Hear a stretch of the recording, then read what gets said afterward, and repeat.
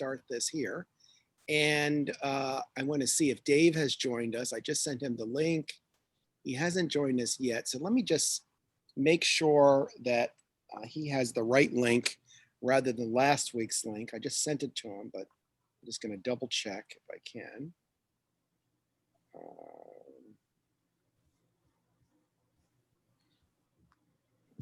Yeah, I think he's good.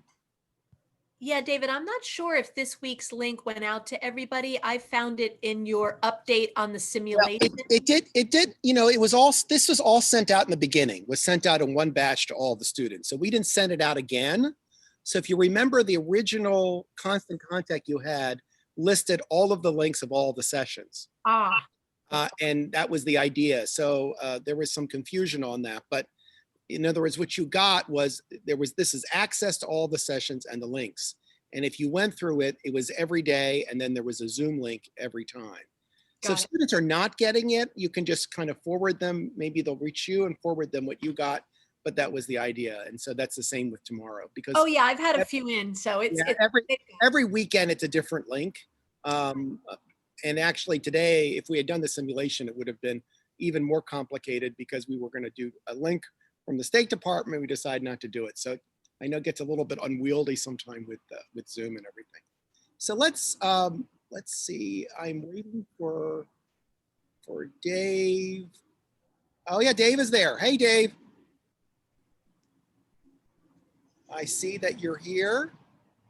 So I just want to, I'm gonna directly chat with him. Let's see.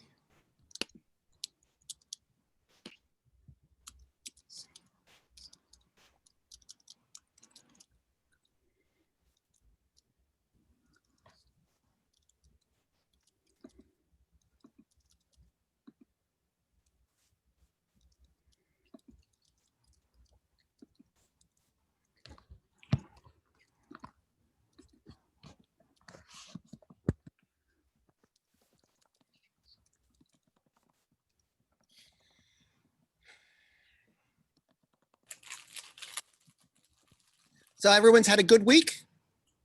I think the big, well, I don't want to get into the politics too much, but I know the pandemic. Some of you are parts of the country where it's getting worse and it's getting bad. So I know in the Washington D.C. area where I am here, it's kind of rising a little bit. But I don't know how many of you are from, I don't remember who's from the Midwest and the kind of area gotten worse there.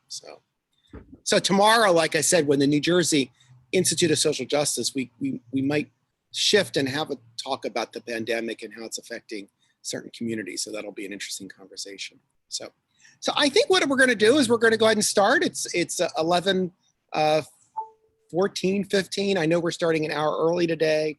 So I'm glad those folks who are on the West Coast are joining us. Seems like we're a little bit of a smaller number, but I'm sure people will kind of, as they get up, will be here. So good morning, Dave Ragland. How are you? Good. How are you? Good. So let me tell you a little bit about Dave and his work, and then we may be doing this kind of in an informal way, Dave. I'm not sure what we had in mind or what you had in mind, but I'm willing to take it. We've had these conversations before. So we're not unfamiliar with each other and each other's style, for lack of a better word. I have known Dave for a good 10 years or so. Kind of originally met him through the Peace and Justice Studies Association. I think at the time you were teaching at Bucknell, actually. That's how far back it goes. Dave moved around a little bit, taught in different places, including he was at Juniata College for a while. Most recently, he was a senior Bayard Rustin Fellow at the Fellowship of Reconciliation, but you're not there any longer, right?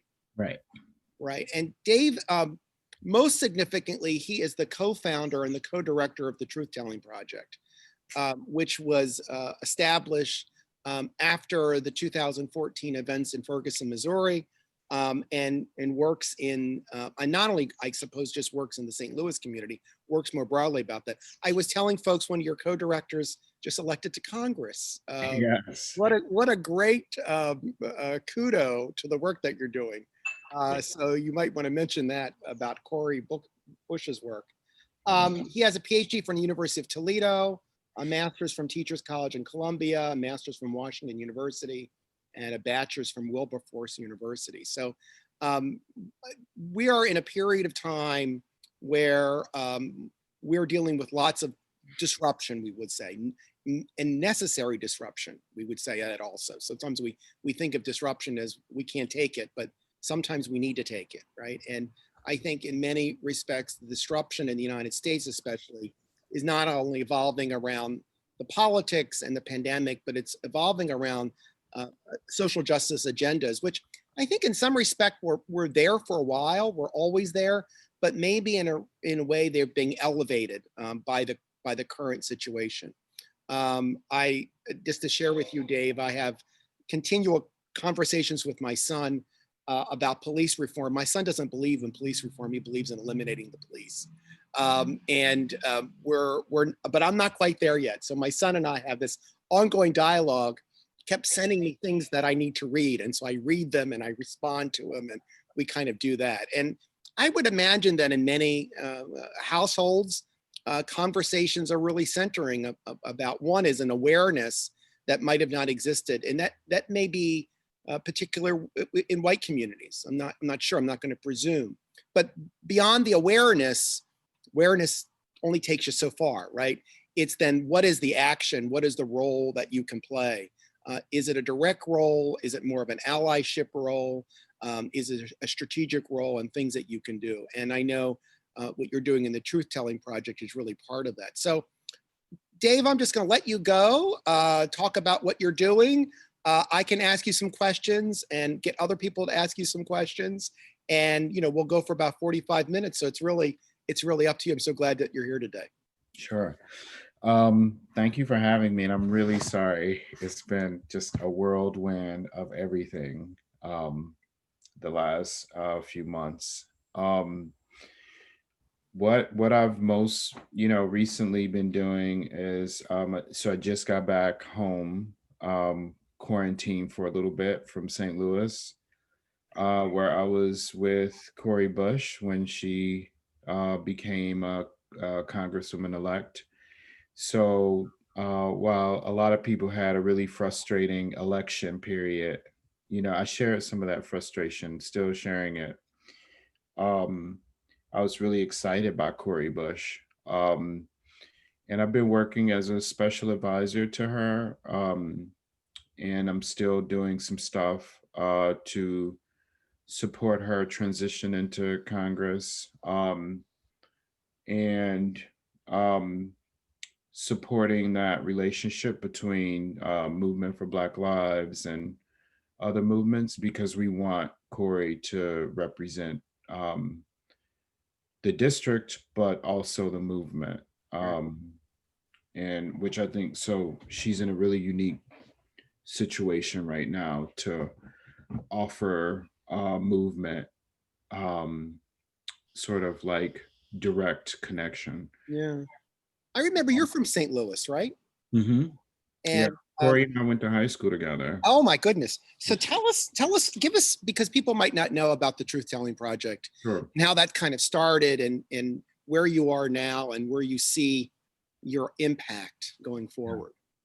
So I was teaching at Bucknell at the time, and when Mike Brown got killed, and just happened to be in St. Louis because August 9th is my mother's and my nephew's birthday.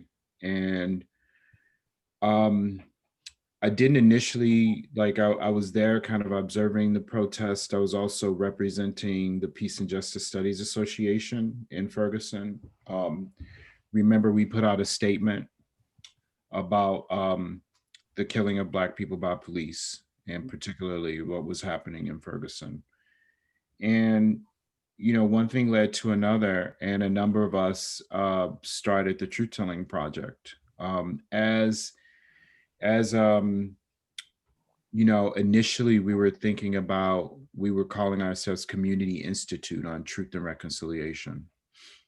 This is really interested in how might this moment that police violence has brought up for us lead us to a national reckoning around race, using some kind of truth and reconciliation vehicle. Mhm. And what we realized was that that idea was great, but it wasn't what our community wanted. Interesting. They the notion of truth and reconciliation was lofty and important, but we were many folks that I was protesting with and living with in that community were like, how do we sit in a room and tell our stories to people who don't think they did the wrong thing by killing us, will continue to kill us, and so on and so forth. So we started the Truth Telling Project to really honor people's stories, control our own narrative, um, But and you said the community wasn't looking for that.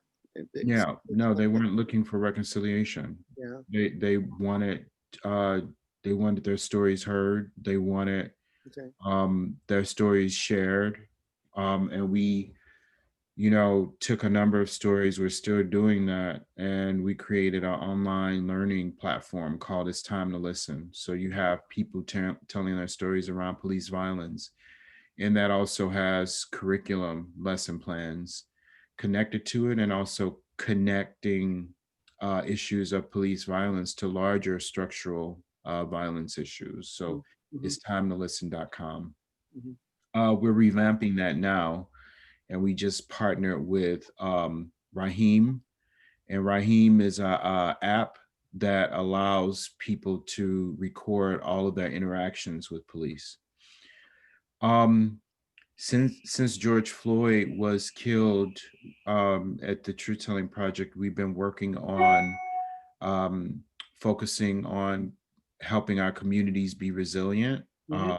reminding us that COVID is a thing, and for people to mask up and do what it takes to like weather this storm, because our communities are suffering at disproportionate rates. And also working on in the background around supporting mutual aid, um, and we're in the process of launching a reparations fund. Okay. um, One of our donors came to us and said that they want to support reparations for activists, particularly in this moment where people are called to do an increased amount of activism, Mhm. and engagement in the streets.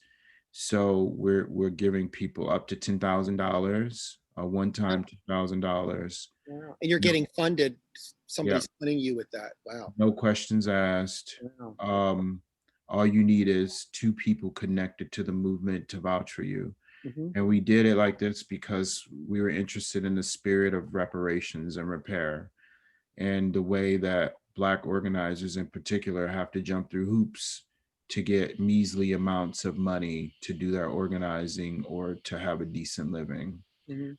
Um, Are you working just since, tell us where you're working and where you see, one of the things I'm trying to do is trying to figure out where students, particularly in community colleges, which you recognize as well as I do, because, I visited, uh, St. Louis Community College, Florissant Valley, after Ferguson, and know how prominent people of color are in community colleges, what the role can be there.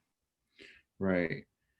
Um, so, I think that, the role of community college can be really to train people in some of the basic skills needed to do peacemaking, and restorative justice in our communities. Let me say it like this.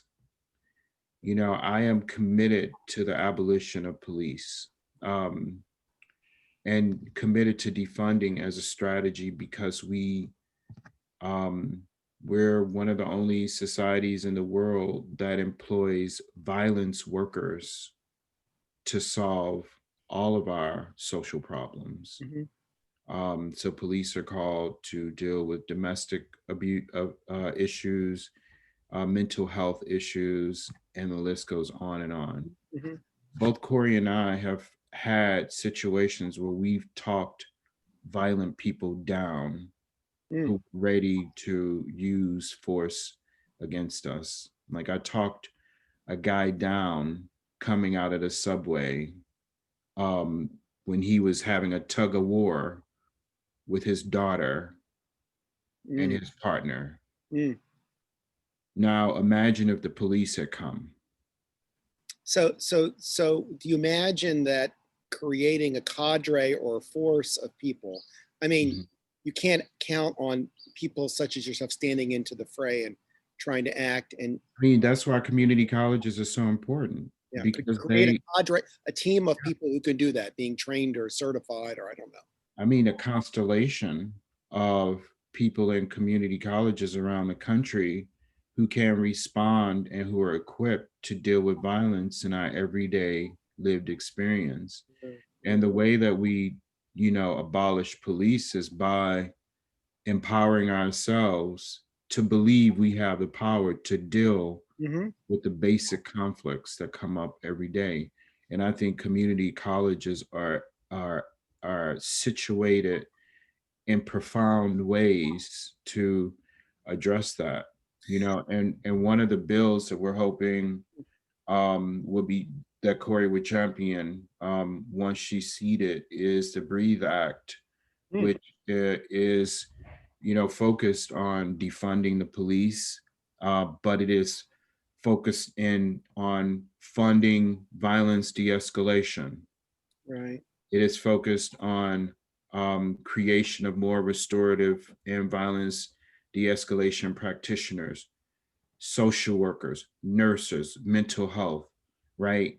So it is one big legislation that's a cadre of other legislations. I think that I want to keep in touch with you all because I hope that this is a bill that we can all support Corey with Mm-hmm. um, to push forward in ways that actually address the problems that we're experiencing. It strikes me, community colleges are where a lot of police training takes place, right? So Mhm.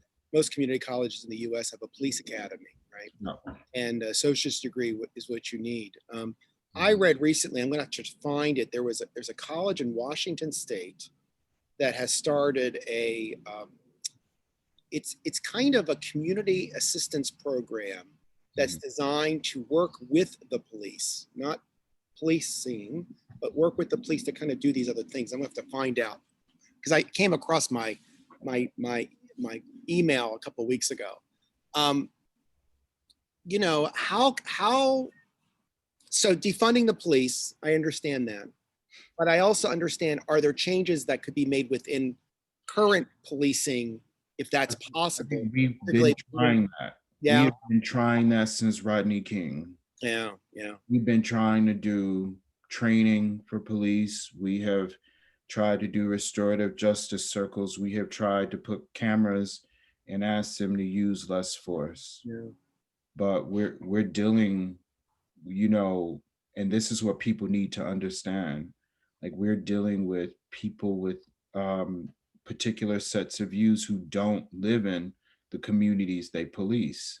Yeah. And it's kind of like, you don't want people coming into your community who don't know your kids, to be teaching or to, have and be responsible for things that are really important to you. You want somebody who feels like family. Hmm. Hmm. And I think that for the things that police do, we don't need them. Hmm.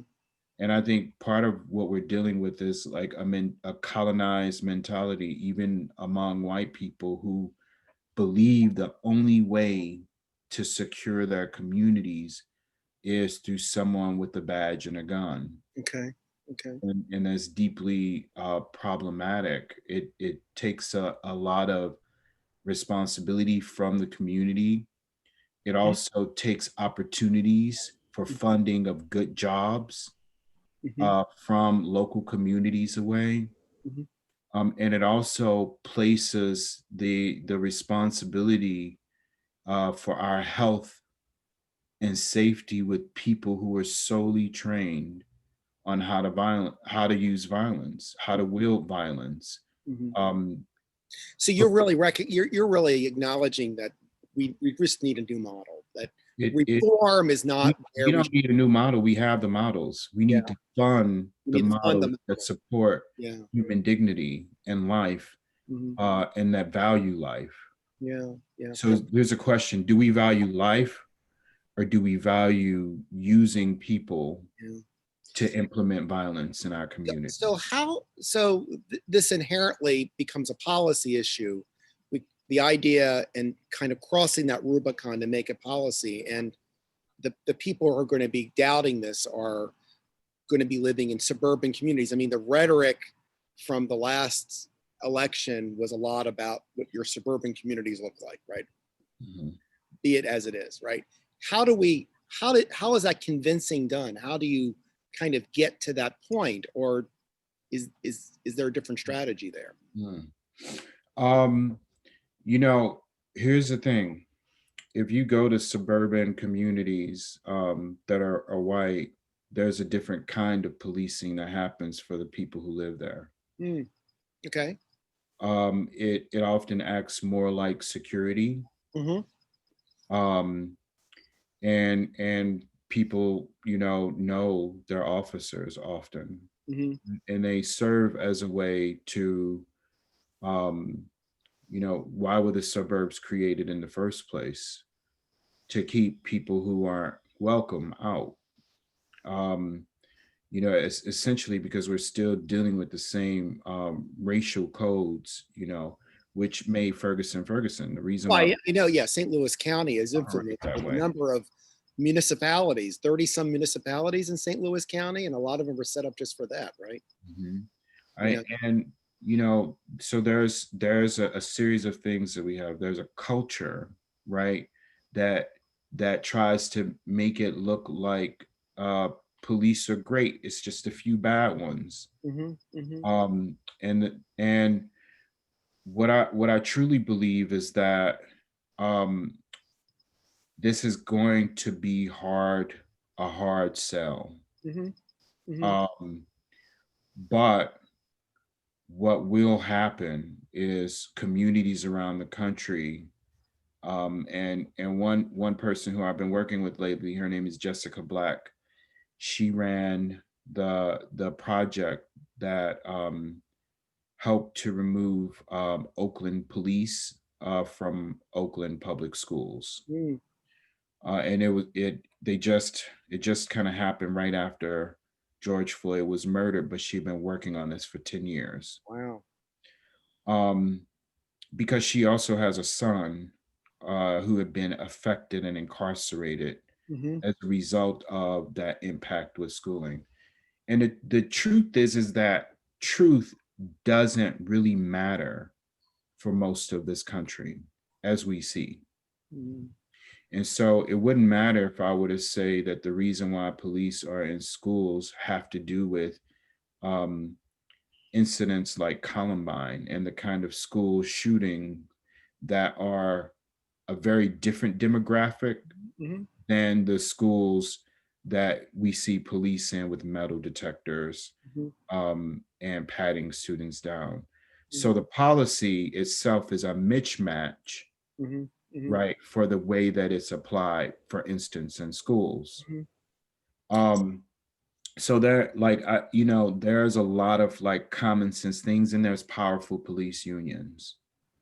So, the Breathe Act deals with a lot of this. Mm-hmm. And then there's like on the ground organizing. And at this point, what Black and brown communities have to do is convince and push the older generation of Black and brown community leaders and voters to not support this. But And there's a dissonance within the Black within and Brown within our generation. communities, Yeah, you yeah. know like Black communities supported tough on crime legislation that led to, the disproportionate amounts of Black and brown men in jail, because we were told that was the only way to make our communities safe, forgetting that Black communities had to do it because police didn't police in our communities initially. Like we had a relationship.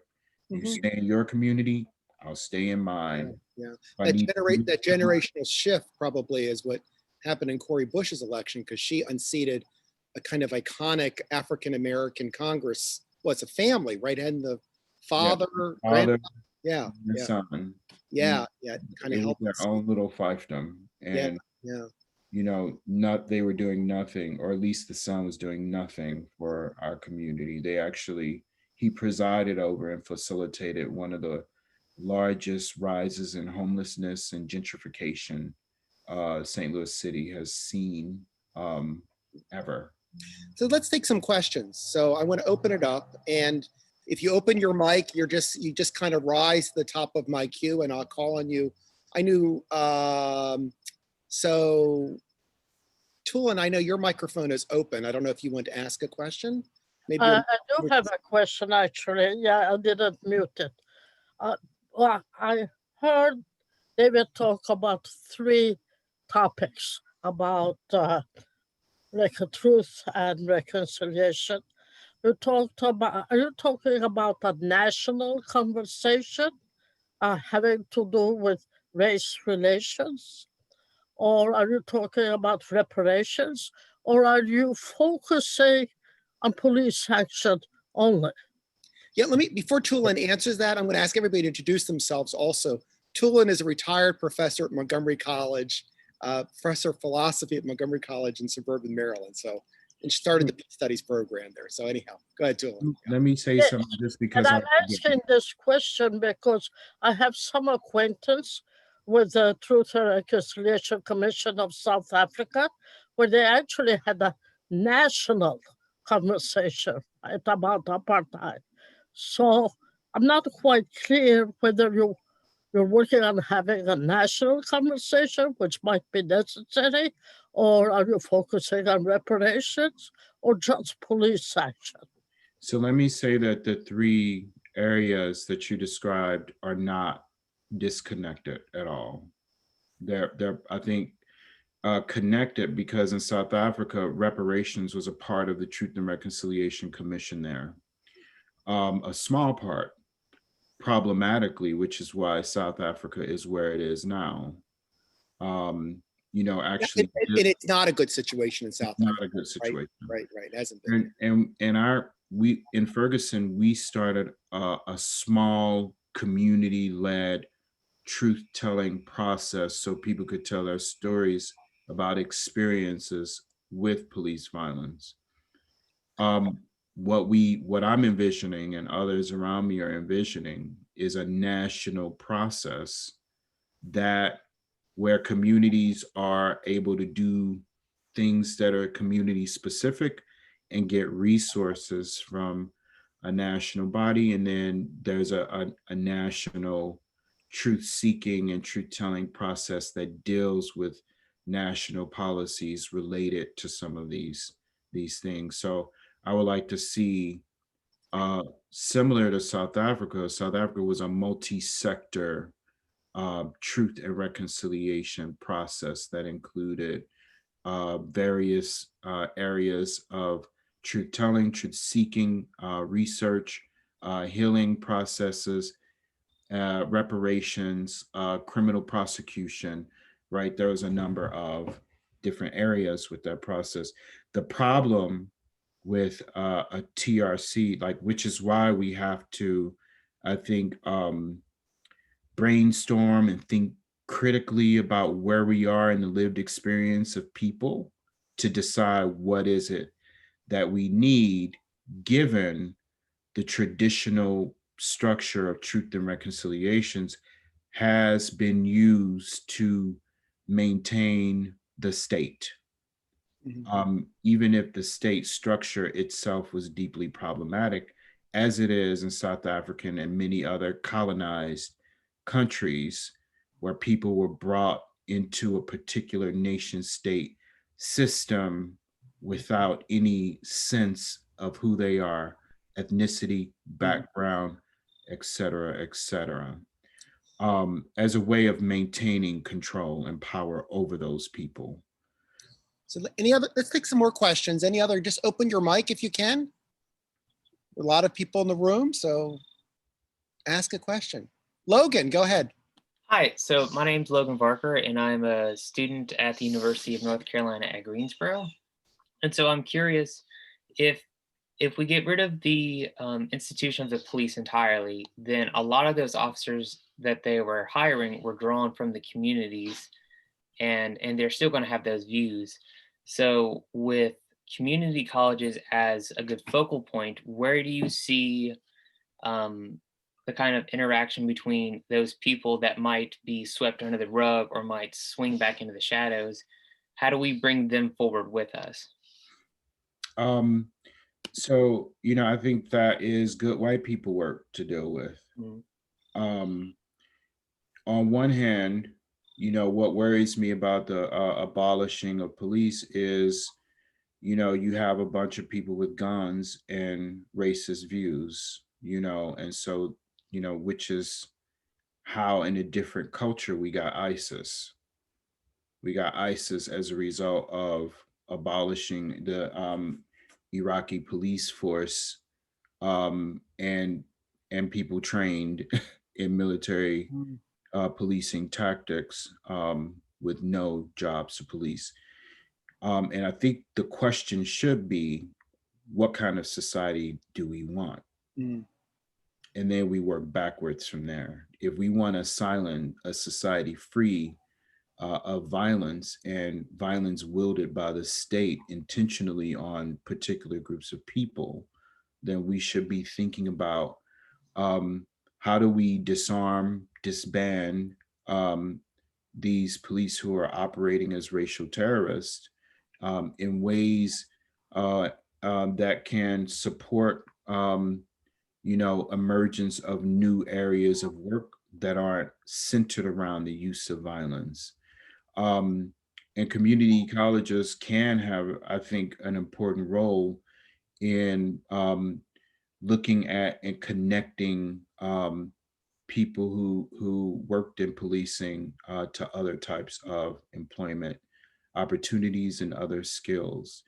What they're doing in Oakland is they're giving the school resource officers the opportunity to train, and they get the first shot at the new types of positions that open up if they can train, become qualified, and change the way that they have, traditionally approach students.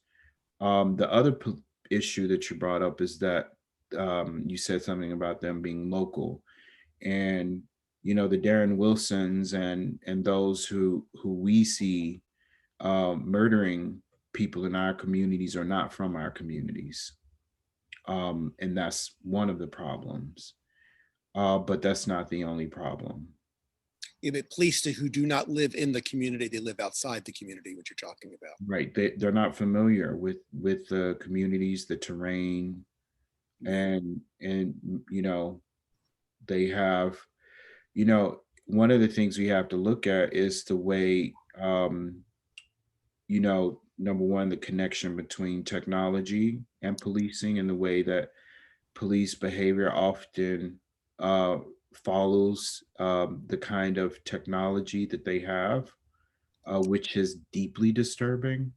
And then the training. Many U.S. police chiefs trained in Israel, and the way that Israel's approach to policing is occupation of people whose land they stole.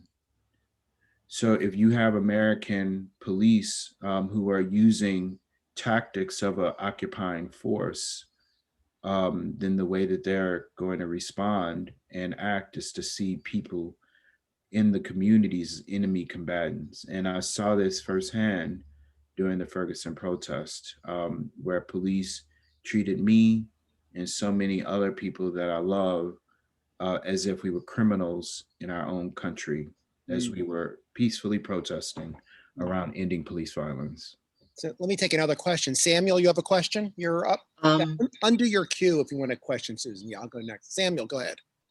My name is Samuel. I'm a student at Valencia Community College in Kissimmee, right near Orlando. I wanted to ask, how do you feel we could get the ball rolling? Because change is much easier to talk about rather than actually enact. And I'm sure there'll be a lot of pushback, especially down here in Florida, a lot of pushback against the complete defunding. So I wanted to know, how do you feel we can get the ball rolling on that? Like starting with small changes. Yeah, the ball is already rolling. Every time, police murder someone, that adds fire to the fuel, and it's happening daily. And we introduced legislation when Corey ran for U.S. Senate 4 years ago in 2000. Was it 6 years ago? 4 years ago, we introduced legislation, and then the work in Oakland is happening, where there's an entire community process focused on what does that look like to not have police in schools. And there are, I would say, hundreds of efforts around the country that are beginning, that are shifting from trying to change and train police to do something different to working on defunding the police. So for instance, in Minneapolis, that's happening. So it's been more than talk for decades and decades. It just sort of nationally, what happens is there's like a to and fro where, police are used more heavily and then, used a little bit less. So if we can even start at looking with when Nixon was elected. So prior to Nixon being elected, we had just had voter rights. We just had Martin Luther King was assassinated. Interestingly, you had, James Brown, who had approached Nixon about making all of these investments in Black communities. And what Nixon did, and Jennifer Milstead outlines this in her book, is he doubled down on tough on crime sort of legislation, which is why he was elected. And he started undoing all of the social safety nets that came with under Roosevelt. And what he did was he made it more difficult for people to get out of poverty. The way that people could get out of poverty then was by joining the police or joining the army. Yeah. So what happened is that poverty elimination and social safety nets were replaced with, fight for this country, use violence. And that's sort of like what has predominated. And so with the rise and more interest in community colleges and efforts for job training, there become more alternatives for people to do things other than police. And then, there is an effort in California, the Bay Area, and Southern California to not call the police. There's an alternative number, and there are people that you can call. There's also a national number too, that people from around the country can call to get help if they have emergencies, like non-police. And so, can you put that number in the chat? And Dave, I want to take a few more questions too. Let me find it. Okay, so let me put that in the chat. Susan, you have a question, and then Katie has a question. Sure. Thank you, Dave. And thank you, David Ragland, for all that you're teaching us today. I'm from Garden City, Nassau Community College in Garden City, New York, and Adelphi University as well in Garden City, New York. I teach peace studies and literature. You know, David, what I can hear loud and clear and understand your position of wanting to abolish the police. And I can see where I just did a quick search. It's good to learn about the Breathe Act and to share the Breathe Act with my students and how incredibly comprehensive it is, what it's calling for. You know, but I guess my question for you is this, you know, I wonder, what are your thoughts about, and it kind of comes off what Samuel was asking about, how do we enact this? How do we take, and it's called here in the research that quick research search I'm doing, a modern civil rights program, and it calls for abolishing ICE and the DEA and banning police departments. And I just wonder, if we were to prioritize pieces of this, and you just spoke about demilitarizing, and I think that, you know, that's an important component of it, is to work on demilitarizing. So I guess I have a couple of connected questions, which is one, what piece of this do you think it would go through Congress a little more easily and be a little bit more well received if we just kind of came up with one priority or one or two priorities? And then do you think that I hear you talking about the different models, like in Minneapolis. I think that originally after George Floyd's murder, they wanted to really work in Minneapolis and hold that up as maybe like a model. And I'm wondering if there's any models that you think are farthest along. You just mentioned something in Southern California, the alternative numbers that people can call. I guess because my heart is with you and I share in your desire to see police forces across the country shift to de-escalate and to demilitarize, but I'm really wondering about the practicality of two things: how to make it happen, and then secondly, how do we get buy-in? How do we change, like, criminal justice departments, like in my very college, with whom I have been trying for years to try to dovetail peace studies and restorative justice with their basic criminal justice courses, and it's not easy to do, to break through those walls. So this is kind of a multifaceted question, but it's one that I think deserves brainstorming around, because to really make it start happening on a local level, what are your thoughts? How do we start to do it?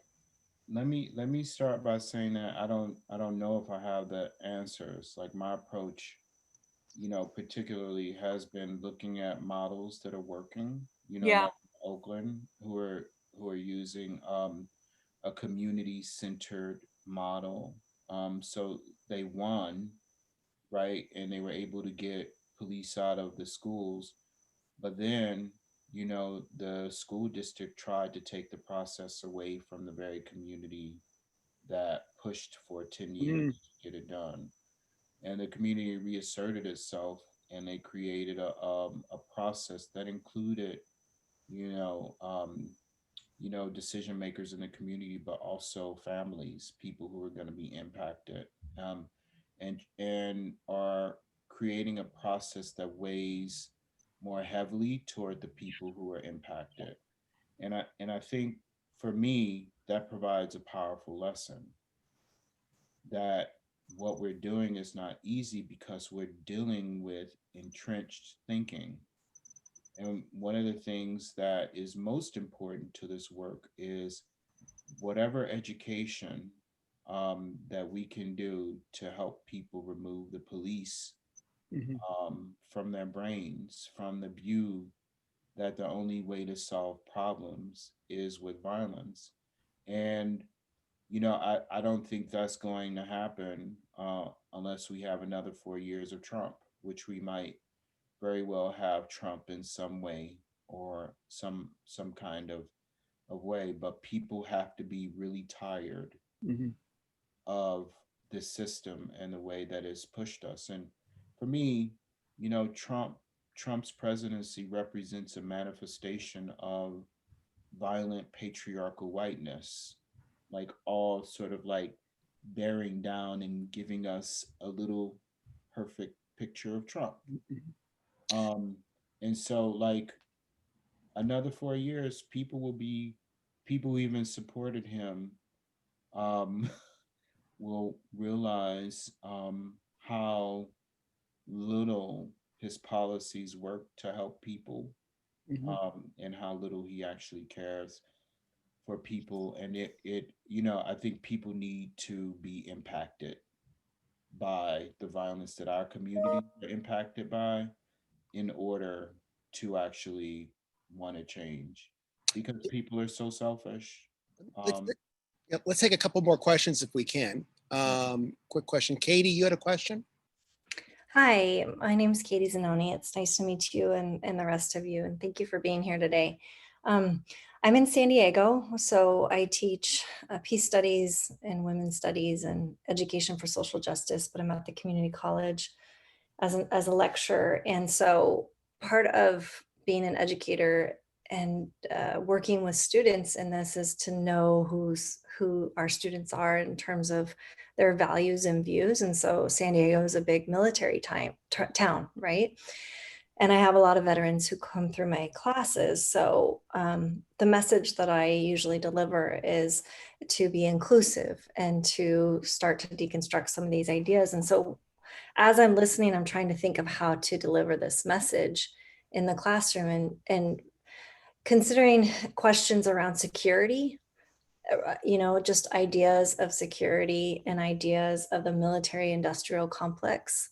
And I'm curious about, has the movement to abolish the police connected to the global movement to abolish the militarized presence and our ideas of security that we have internalized? So that's the first one. And then I think the second one is, in delivering this message, what students are left with and folks who might not understand the holistic view of this is what's going to fill the void. So when you were talking kind of about the more training and the training around what sounds like the nonviolent force, if that could be crystallized in a way that I could deliver that to the students, I think the message would be received in a way that we could have more dialogue. So I'm just curious, just if you could help with that process. Thank you. so to kind of respond, so there is a connection, and there are people, like I think that was some of my early work. Um, and I have put forward some policy suggestion to the Movement for Black Lives policy around, um, general demilitarization, in terms of like the larger um, sort of, movement. And you can see that thinking in the Breathe Act, particularly around some of the practices that they're talking about, focusing on like restorative justice. Um, I do think that, every audience is different. And there's that question about like, how do we actually like help people to think differently about this stuff, is how I'm kind of interpreting the question. And there's not an easy answer. And it's a similar answer that I gave to Susan. And it is that like what we really need to engage in is obviously like, helping people re-envision and imagine what security is, looking at concepts like human security, um, and asking people simple questions like, we have this military, like I would do this exercise called global priorities, where you can like look at the amount of money spent on things, like various things around, and obviously the biggest amount is military, and then have people re-envision, okay, what would you like to be spending money on, like what would make your life actually better? Because most, or I'm not going to say most because I don't have the numbers, but many veterans, just from the anecdotal evidence that I get, don't get fully supported in ways that are life affirming by the veteran services that are supposed to help them. in addition to a president who actually mocks and has mocked soldiers and veterans. So there's that, but then there's also what comes from being a violence worker, which is, I believe, to be a soldier or to be a police officer, you are a violence worker, according to Alex Vitale, Brooklyn College sociologist. But the bigger question, and Resmaa Menakem talks about this in the book, My Grandmother's Hands, that white people have been traumatized and we don't deal with this enough. We don't deal with the issue that all white people immigrated or came to this country often escaping something. So there's trauma from that. And when you interact with other people, if you have not dealt with that trauma, you'll just make more. Yeah. And often the police were a manifestation of an inability to deal with the harm and feelings of failure, like failure to secure oneself, failure to feel safe, that comes along when people are traumatized. So the larger issue is that white people as a culture have to deal with traumatization and the fear that lives internally as a result of being white and walking in this world, and what Ta-Nehisi Coates describes as a disconnection with one's ancestors. So I think it is a deeper spiritual problem, which for me, you know, there's no circumstances that I could ever argue for a system of policing that is a direct descendant of slave catchers. Mm. So I don't give a shit like what function it fulfills in society. Mm. Like the underlying issues are values. And I think that we at some point are going to have to deal with values and deep-seated traumatization if we want this country to continue. So thank you, Dave. We're about out of time. Dave, do you want to leave us with any thoughts, anything? And then we'll take a 10-minute break before the next session. Let me look up this stuff. I'll pass it on to you, but it was a pleasure. And I think that, you know, the role of community colleges is essential. And I really hope that we can stay connected. And if I can provide ideas or if we can be co-supportive in sort of, you know, some of the legislative priorities that we hope can be a part of changing our country. I'd love for you all to be involved. Yeah, I put in the links to the Breathe Act, and I think, is that the right link I put in for the Truth Telling Project? Yeah, it is just thetruttellingproject.org. Oh, okay, I had the wrong one in there. Okay. And so, we do have a teachers convening coming up where we're going to be talking about like how to teach about difficult, you know, concepts and subjects in the classroom. Okay, all right. So, oh yeah, they're Truth Telling Project. So that's the best way of reaching you is through the Truth Telling Project, right? Mm-hmm. Okay, great.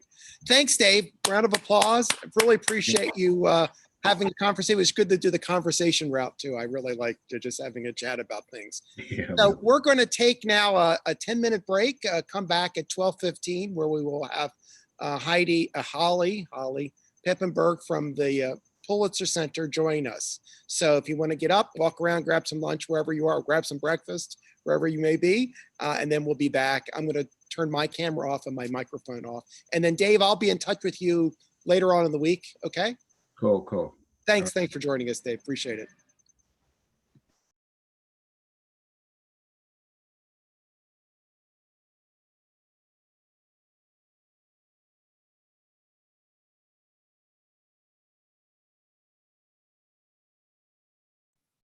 All right, good morning. Welcome back, everyone.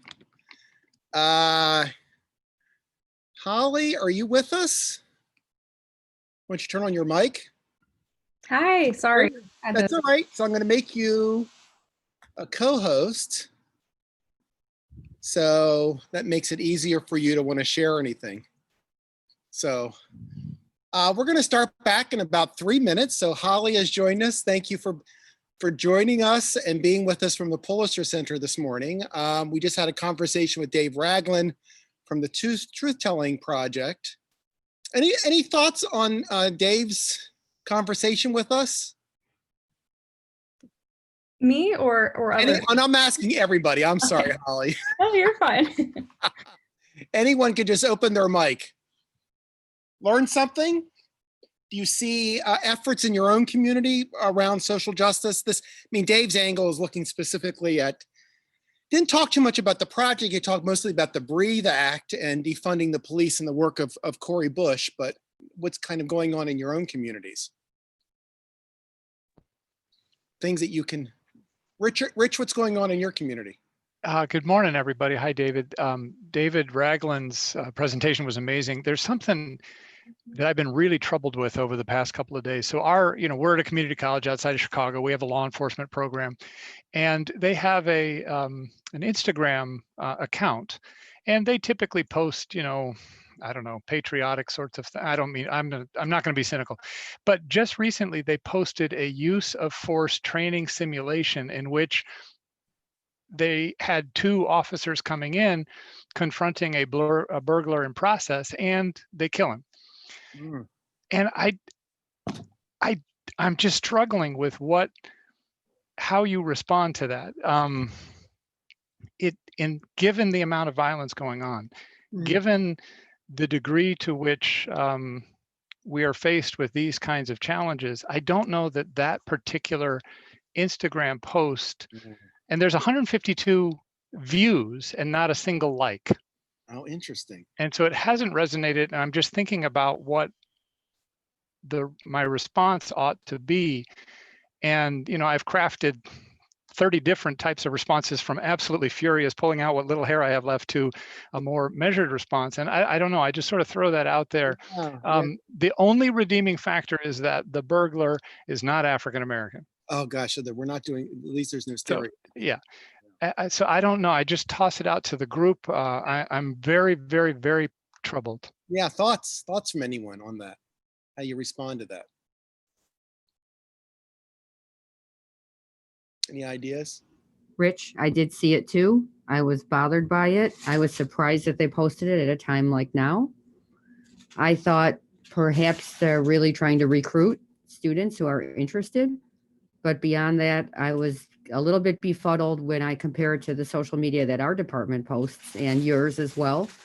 And we just basically collaborate to try to promote clubs in a much softer way. I was really surprised that they carried that through to that extent. And I even questioned, did they just do that? Is he on the ground? Like, really, did they do that all the way?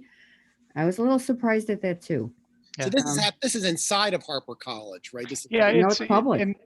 It's a public post. Okay. They do at various events, campus events, student activities events, they'll bring this sort of mock simulation thing around, and people can play John Wayne if they want. And that's always bugged me as well. But I one more piece of info, I counted 7 shots, which I don't know. The whole thing is just driving me nuts and very, very problematic to me. Yeah. Well, let's mull on it a little bit, think about it a little bit, and maybe come back to tomorrow some of the things of how we respond when we see these things going on our campus. Well, and y'all don't have to be my therapy group. I apologize, but it's really troubling, Yeah. I just have a quick question, Richard. Susan, yeah, go ahead. A quick question: is it possible that it was not a promotional video, but a video to try to get attention toward this kind of situation, and as if to kind of suggest against it, that we need better training to de-escalate instead of to escalate? That's very generous. My personal reading is no, that it is not. It says one aspect of it's a fairly long post too. Students experience the benefit gained in this type of scenario-based training and the challenges that police officers face in making these split-second decisions. So perhaps, as Sue suggested, it's a sort of a recruiting thing. I think it's tone deaf. I know the folks involved in this area. They are decent human beings whom I would like to think charitably about. And I think it was just a really poor choice. And so that's how I would like to respond, saying, I'm not sure this is the way you want to present the issue that you're trying to tackle. It's a burglary in process. They walk in, they announce themselves, etc. But do they indeed have to confront the person inside? I mean, isn't there a way just to block all exits and be outside and say, okay, yo, dude, you're caught? And I don't know, there're just so many, and I don't know anything about policing, but it does seem to me that it was really in poor taste. And I would like to at least acknowledge that. And appropriating and exploiting recent events. Exactly. Yeah, that's a good point. For their purposes, that's unconscionable in my view. Yeah. I think I was surprised that they didn't stop the video before the actual shooting. The person in the kitchen does, I think, pull a weapon, but they could have stopped that video then. And then we all would have been able to think, what does that officer do? But to carry it through all the way, I was a little surprised. Or as a teaching moment, exactly. Pause right there and say, okay, what are your three choices? Right. Right. That's a good, All right. We can come back to that. I want to bring Holly in from the Pulitzer Center. She's going to be with us till a little bit after 1. So Holly, welcome for joining us. Holly is the outreach coordinator of the Pulitzer Center for Crisis Reporting based in Washington, D.C. She's a graduate of Southern Illinois University, Carbondale, where she studied radio, television, digital media. Before joining the Pulitzer Center, she was a producer for the ABC affiliate in Southern Illinois and the news director for River Region Evening Edition, Southern Illinois University's award-winning student broadcast. So that sounds very exciting. So Holly joined, I think, last year, right? When we're doing this live, and I imagine Holly's doing a lot of these kind of the Zoom world right now and talking to teachers and students. So I'm just going to turn it over to Holly, and then we'll probably hopefully we'll save 10 questions, 10, 15-minute questions. I think you're going to show something, so you should be able to do that from your end. You're probably more skilled at this than I am. So Holly, I'll leave it to you. Thank you. Yeah, thank you, David. And thank you everyone for being here. It's nice to see so many people, even virtually. Quickly, I just wanted to say, Richard, thank you for sharing that. My uncle actually teaches in the English department at Harper College. And so I'll have to. I know Chris. I was wondering. It's not, yeah. Yeah, it's not a common last name. No, that's awesome. Yeah, excellent. I'll definitely talk to him about that. Thank you. His thoughts, because I'm sure he's seen it as well. But as David mentioned, I work for the Pulitzer Center in DC. And I'm located just outside in Maryland, from Illinois. And my job at the Pulitzer Center is outreach coordinator. I do a lot of these events for in public settings and also colleges and universities. But overall, the Pulitzer Center's general mission is we're dedicated to journalism and education for the public good. And so what that looks like is funding journalists to tell important underreported stories, and then making sure those stories are brought to the attention of change makers, students, and the general public through events like this and other education. We also have a really fantastic K through 12 education program. They recently have been getting a lot of feedback because they did they built the official curriculum for the 1619 project. So they're doing a fantastic job. I work more on the events side, but just wanted to mention that because I always want to make sure they get the recognition they deserve. Just a quick introduction before I show the film I want to show today, because I don't want to take too much of the time just talking. But today I'll be showing a film documentary called Victoria's Foil. And it was made by 2 of our Columbia University student fellows with support from the Pulitzer Center. So it's, I think, journalism in its best form is fair, even balanced reporting, but it's important to recognize that it's also storytelling and making connections with those in our community and outside our communities. So I think this film is a really great example of that. And I hope afterward we can talk a little bit about it and, other resources we have that can be a good conversation starter for these type of discussions and other discussions in your classroom and amongst peers. So I'm just going to go ahead and share my screen here. And if I could, just before I start sharing or before I get going, I want to make sure the sound works. So if someone could just give me a thumbs up, that would be fantastic.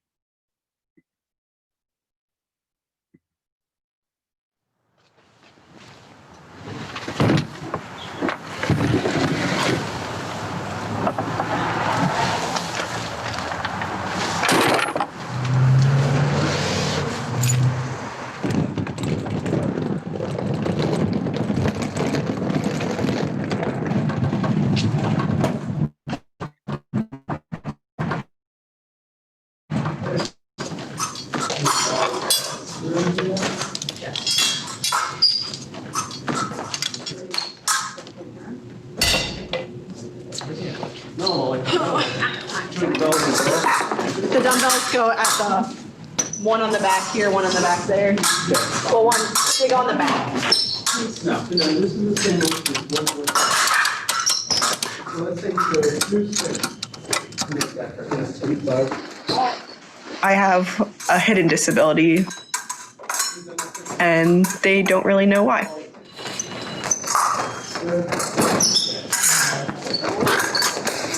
Right now I'm working towards qualifying for Tokyo 2020. I'm pretty close, but also so far away at the same time. No, he'll be back in December. He'll be back home for December.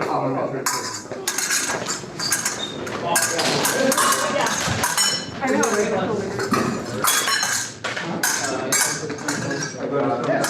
Which direction did you move in for the first half of that?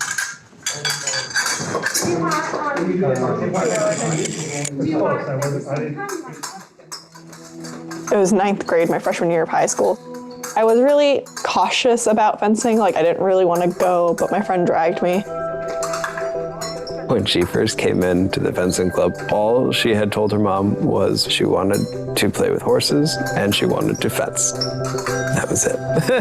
It was the first time I ever felt encouraged and seen as someone that didn't fit into any molds. When I was younger, anytime I did team sports, I would get made fun of for not being good at it, and I wouldn't get picked for the team. Get the ball the other way, Tor, the other way, turn it around, kick it. Little tykes and they're going like bees, following the soccer ball, and all of a sudden we're like, where's Tori? And Tori's off flying through the field by herself.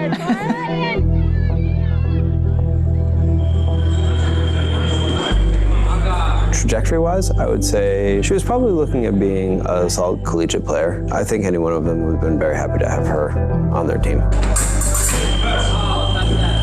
match, honey. She was working up the ranks. She would push herself and she would better herself. Right in attacker, Tor. You only got 10 seconds. It was December 14th of 2015. It was qualifiers for nationals. And I remember looking at Eric being like, something's wrong. I don't know what, but something's wrong. She had started to have tremors in her hand. And that particular day, it had gotten a lot worse. Then I got massive migraine, and then my whole body started shaking, and then I dropped to the ground. I was like, Eric, I can't open my phone. Can you call my mom? I didn't know what was happening, and I, trying to get her up and get her in the car, and she's just saying, I can't. I didn't know how to help her. This doctor comes in and is like, everything looks normal. It's your senior year of high school. I think this is just a really bad stress-induced attack. Go see a psychologist. And I was like, nope, fuck you, I'm not doing that. From that point on is when all the physical stuff started, when she slowly started losing her leg muscles and nerve endings. And now she wears a leg brace, and on really bad days, she doesn't even walk, she'll use a wheelchair. For the past like 3-4 years, we've been trying to figure out what's wrong with me. So I was at a research school, Stony Brook University on Long Island. So I went into the library database and I did my own research.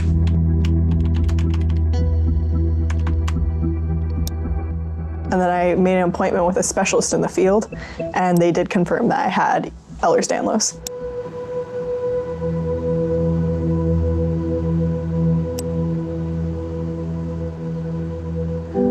So when you have a rare disease like Ehlers-Danlos, it's terrifying to watch your body slowly give up on you, and there's nothing you can do.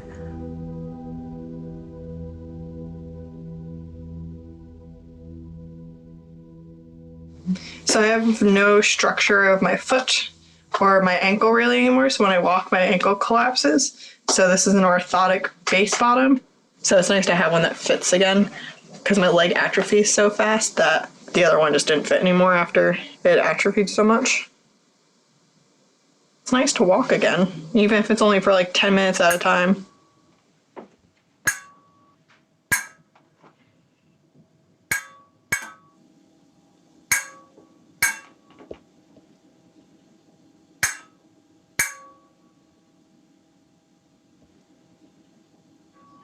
At my worst, I was so depressed that I was thinking about suicide every day for a month. But when you're so depressed but have things to live for, you know you won't actually go through with it. I fence because it's really given me another source of power in my life. It helped me really rebuild my confidence in myself and really show that I could be good at something.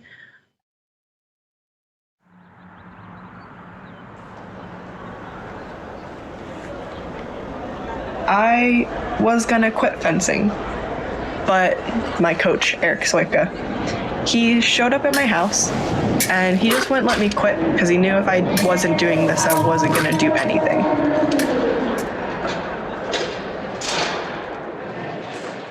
When you see someone that you've worked with for such a long time, someone that you care about, someone struggling, you have a choice. What kind of person are you going to be? Are you going to be someone that leaves them? Or are you going to be someone that helps them? I've been doing wheelchair for 2 years now, and it took me about 2 years to get used to it. And that's why it's taken me so long after 7 years of fencing to really start getting results. And now with wheelchair fencing, she wants to be the best, top 5, top 2, top 1. The silver medal goes to Victoria Isaacson. We went to Eggert, Hungary for a World Cup last week. If I had one more win, I would have automatically made it to like right below the round of 16. I need a top 16 and a gold or else I'm not qualifying basically. So it's a very stressful time. In March, I have the Colorado training camp. And then a World Cup in Sao Paulo. That's a Tokyo qualifier. I fly here, fly here, fly here, fly here, fly here, fly here. The Sao Paulo World Cup is our biggest competition outside of Paralympic Games. With it being the last chance qualifier, Tori, she has a chance to do it, but it's not going to be easy at all. Wheelchair fencing has been in the Olympics since 1960. The points are based off of the combined point total of your 2 best weapons. Bravo! Move your body. Epee, the target area is the torso, and it's a point weapon, so you stab your opponent on the torso area. She's gonna go low. No, no, no. Don't commit. Foil is also a point weapon, where the target area is the vest. Good job. Saber is torso, including your arms and your head. And saber is the only weapon where it's a slashing weapon. It's literally like a lightsaber. Tori, she used to do all 3 weapons. Now she's dropped saber and is focused on epee and foil, which is her best road to the Paralympic Games.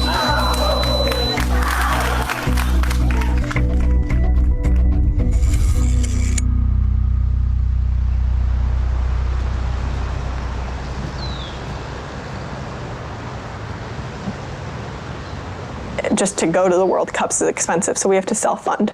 I've been doing horses since I was 12, so I was full-time at the barn doing manual labor, and then I went from having full function of my left leg to almost half of it, to then now a quarter of the function of my leg. I switched jobs with someone else at the farm, and now I'm doing part-time where I work about 11 hours a week, doing paperwork for the barn, spreadsheets. All my plans of maybe having my own horse in the future or continuing to work with horses the rest of my life are gone.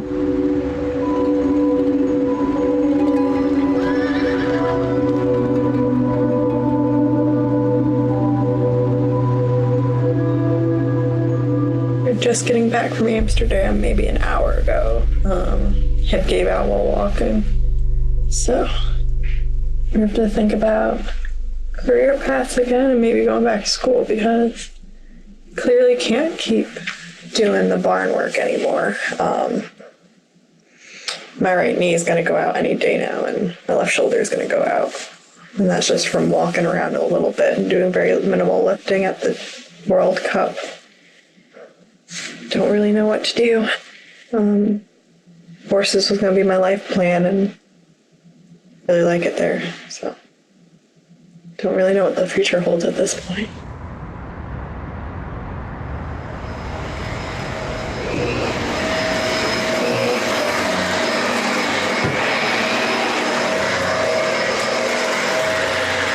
I've always wanted to be in the medical field and help people, but I can't do PT because you have to be able to lift, and then OT seemed like a really good choice.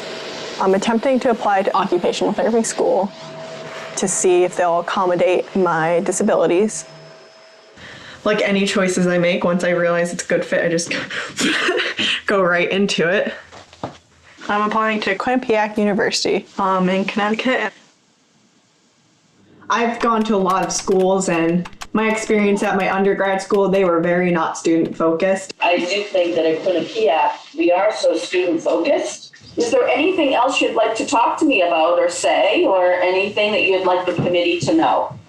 Not really. I'm just very thankful that you guys reached out for an interview. I would be very appreciative to be part of the school. All right, thank you so much. All right, take care. Have a good week. You too, and good luck with your stuff, with finishing up your competitions. Oh, thank you so much. All right, take care. Take care, bye. Bye-bye. They only take, I think, like 50 people for the program, and they get like 300 applications to see if you're a good match and stuff, and I'm pretty sure I just crushed it. So they'll let me know by the end of the week if I'm in or not. Athletes like Tori spend about $25,000, $35,000 a year to remain competitive at the highest level. Up until this point, I've been paying for everything myself, with the help of my mom. She thinks she owes me. She's got a spreadsheet of every tournament, every piece of equipment that she's purchased, and she keeps saying, I'm gonna get you this money. And I'm like, my other option is to see her sitting on the couch. I'm not gonna say it's been easy. There's days where I'm sure she's crying when we're not home, you know, and throwing things and being angry about life in general, but she's been able to endure. She has a sheet in her bedroom on her desk. Things to remember of why not to get depressed. It makes you feel good that she's doing that, but at the same time, it makes you feel sad that she has to do something like that. I went through a whole year-long period where I don't actually remember most of the year because I was so depressed that I just don't have memories. I had a lot of people in my life telling me I would never be good at sports, and a lot of people that I thought were my friends really started to bully me and then just start leaving me behind, saying I was being dramatic, and then kind of left me on the sidelines or started rumors about me for no reason because I was out of class a lot. So that's really where things started. By my senior year of high school, I really didn't have any friends. I was out my senior year.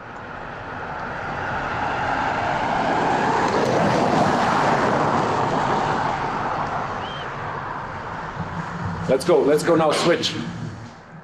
We're here in Willows Grove, Pennsylvania because a national coach, Mickey, is based here.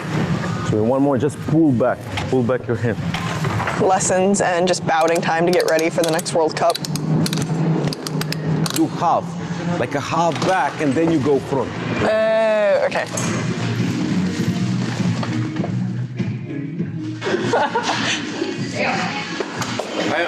We're gonna check the distance first. It's in foil distance. Yeah, so we're gonna have to move out a little bit in theory.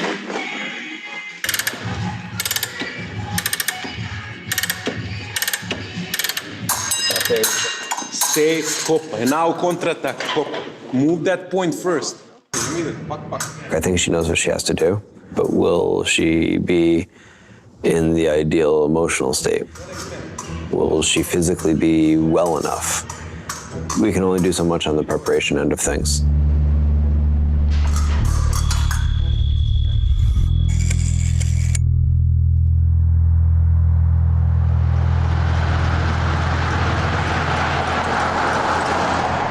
OTC camp is an annual camp run at the Olympic Training Center in Colorado Springs so that they can prep for big World Cups coming up, which Brazil is the last qualifier.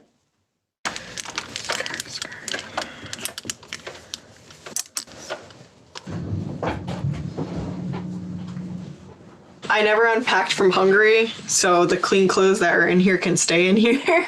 And I'm just trying to think about how cold it is in Colorado. I was in Singapore, and then I went to Korea in September, and then I went to Hungary 2 weeks ago, and then I'll be in Sao Paulo next week. Family's nice to have, but I've traveled so much on my own, I've lived alone. That's just like, I'm comfortable doing it. I'm going back to school. I need to relearn all of this, so this can come with me to the OTC. All of Tori's pursuits make me nervous because she's pushing herself to the limit. To travel as much as she travels takes a toll physically and emotionally on that person. I am strong and I am capable and I can be more than anyone ever said I could be. With EDS and my neurodegenerative condition, no matter what I do, things just get worse. I have to fight the degeneration, or else, like, if you're stationary, you're stationary. Like, things in motion stay in motion. I don't want to compromise on my goals, and I just don't listen to people anymore. This past week, she had an EMG, so a 4-hour procedure of needles into different muscle groups, put her into a nerve overload. But Tuesday night, she had a lesson. She's also going to OTC camp on Thursday, and there's going to be an expectation there that she's going to have to perform. So she drove herself, and I got a call. Her legs were just in pain. She didn't want to walk. She didn't want to move. So we picked her up, got her in the car, brought her home, got her in the shower, got her out. I was sick, and that I explained my symptoms a little bit, and then how it wasn't beneficial for me to fly and then have the flying tailspin me worse and then get to the camp and not be able to train, or then I would push myself more and then make myself sicker.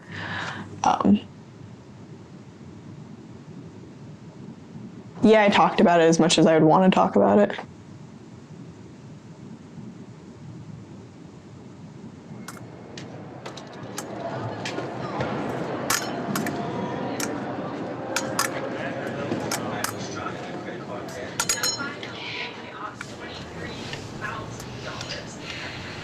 Today they're putting out the last qualification process.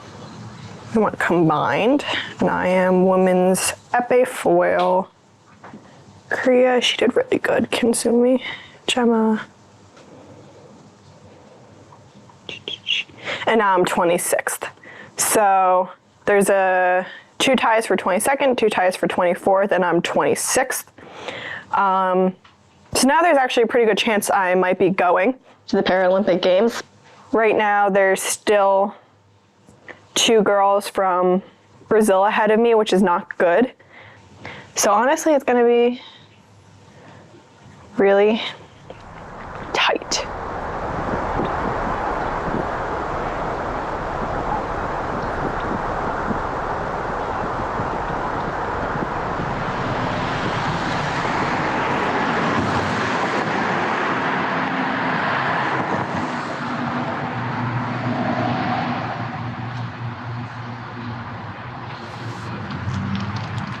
Sorry to announce, the Brazil Confederation informs us that for the control and prevention of coronavirus, the Sao Paulo Wheelchair World Cup and American Zonal Championship 2020 will not be held on the scheduled date. We're informed that it can no longer be held at the training centers. The large influx of foreigners planned for the occasion would bring a significant risk of contamination to the Brazilian athletes in preparation at that same training center. So basically, they're trying to protect their athletes prepping for the Olympic Games and don't want any foreigners coming in.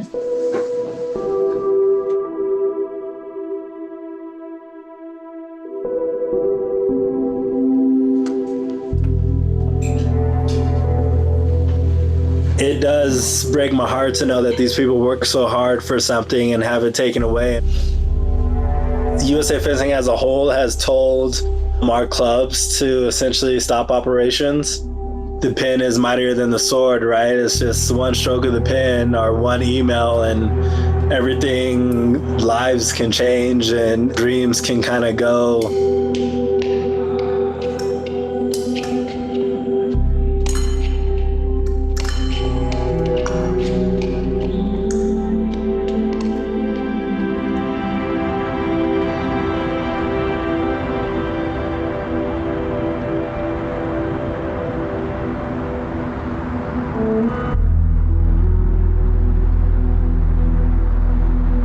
And I'm currently in quarantine because New York is the worst coronavirus case in the US right now.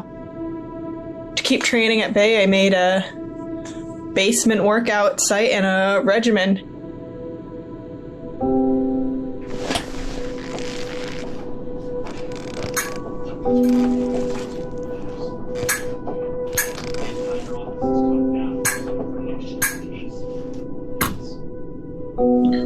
Okay, so I'm going to be recording this to the cloud. Can you make yourself big because you're not big on my screen?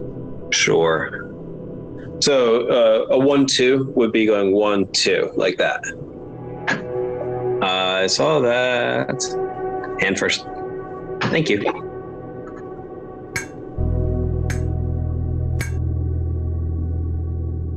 The Tokyo 2020 Paralympic Games have been postponed until 2021. Postponing the Tokyo 2020 Paralympic Games as a result of the COVID-19 outbreak is just the right thing to do. The decision was taken earlier today by the IOC Executive Board and the Japanese government, with the full support of the International Paralympic Committee, who joined the IOC Executive Board.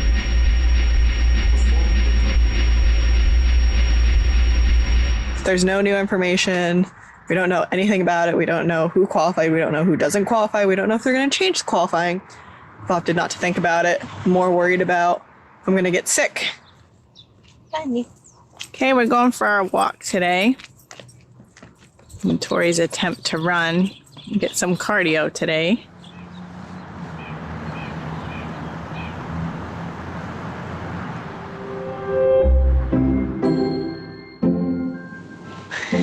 Dear Miss Isaacson, congratulations. We are pleased to inform you of your acceptance into the entry-level Doctorate of Occupational Therapy program at Quinnipiac University. Might as well write my start dates in here.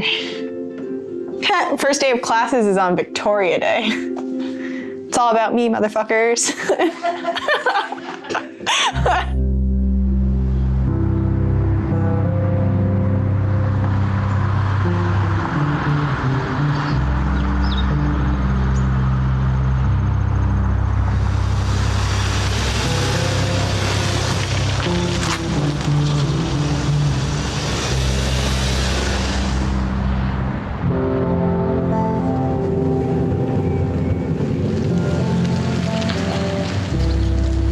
We are unpacking at my new apartment by Quinnipiac University, which is my new college. I'm gonna miss not being able to have my mom cook me meals when I don't feel good.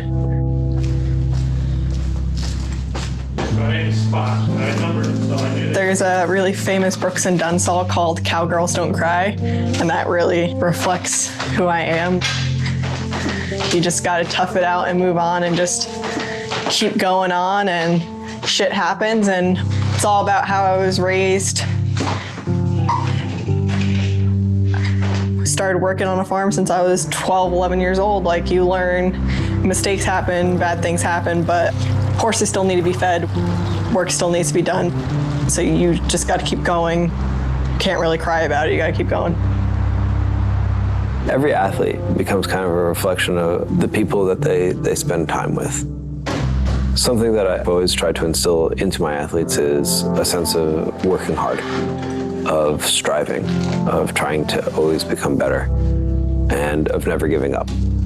I think that puts her in a really good position to talk to people who have problems, who have had struggles, and be able to say to them, I didn't give up, you don't have to either. I have worth, I have value, and so do you. Next step is keep working. Remember back before the rain, oh, back for my mountains had no name. Back for those pills that made me say, won't you take me to way back when? Well, I've been working holes in my head. Life is quick, don't you sink in the sand. Just close your eyes and do all that you can, 'cause you can't go way back when. Way back when my mama used to wake me. Way back when thought it was good, no one had yet to break me. Take. Thank you, Holly. It's a very hopeful story, which is nice to hear. Yeah. Story of resilience and hope there. Yeah. Yeah, I thought it was a really good selection, for this time we're in, obviously. David, when you mentioned that the, overarching theme of the seminar this year would, touch on health, obviously the health crisis we're in now. I thought it was good to recognize how that's also compounded on by, things folks may already be dealing with, Right. are already dealing with. While you were, I'm looking at EDS and I'm reading about it. I did not know about it. So, I mean, what's the long-term prognosis for her? I mean, So it's a connective tissue disorder, and there are almost a dozen different types. So, it can affect, some people it affects more severely than others. Going all the way to the connective tissue, in your organs. It seems like, Victoria has a version of it that deals mostly with her joints and her nerve endings. So, there's no cure for it. Treatment, you can go to physical therapy and, of course, take painkillers, but, at the time, at this moment, there really is no cure. So, yeah, I thought, it's a great story. When the filmmakers started it, they had planned to just follow her journey to the Olympics. Oh, wow. Because, she's a very promising athlete, and, Yeah. then everything changed. Obviously, I don't need to tell you that. Yeah.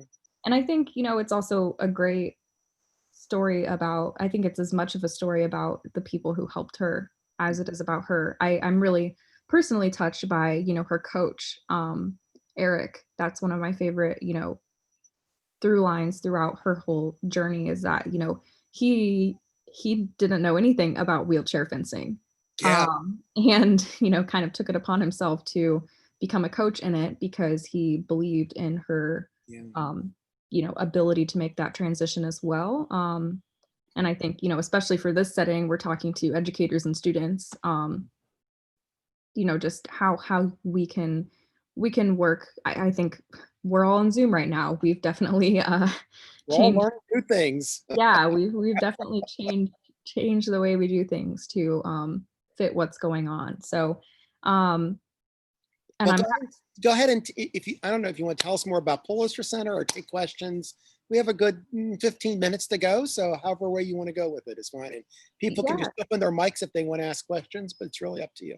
Yeah, I'll quickly just show the website to show what other resources we have, and then any questions anyone has. Let me just go ahead and do this.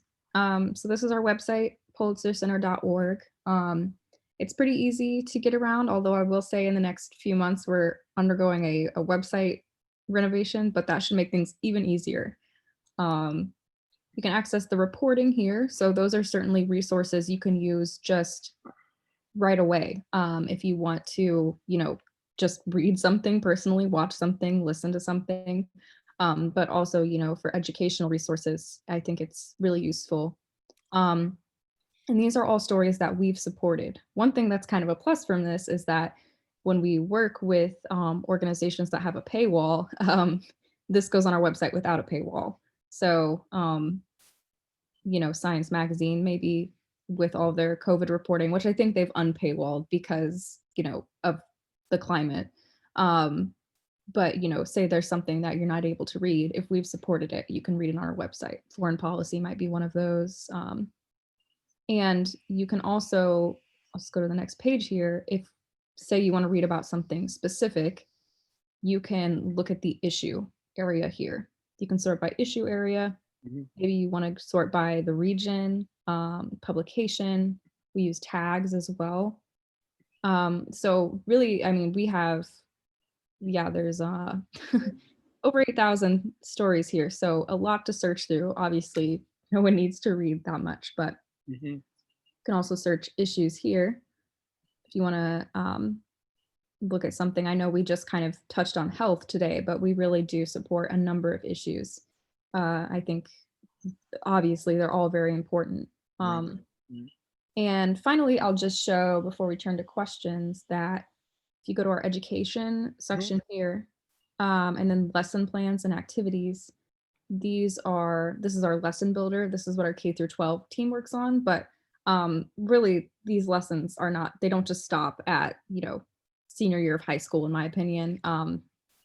You'll see some here that say all grades, and they're just guided reading, guided watching, maybe specifically about journalism, but also for specific issues. So I think we've got a lot to look at. I know it can be kind of overwhelming, but I'd love to hear some questions maybe, and that can help me. Yeah, just open your mics if you got a question for Holly. Things about the film or about things that Pulitzer does. Go ahead, Carolyn. Yes, please. Hi, Holly. Let me get my video going. Sure.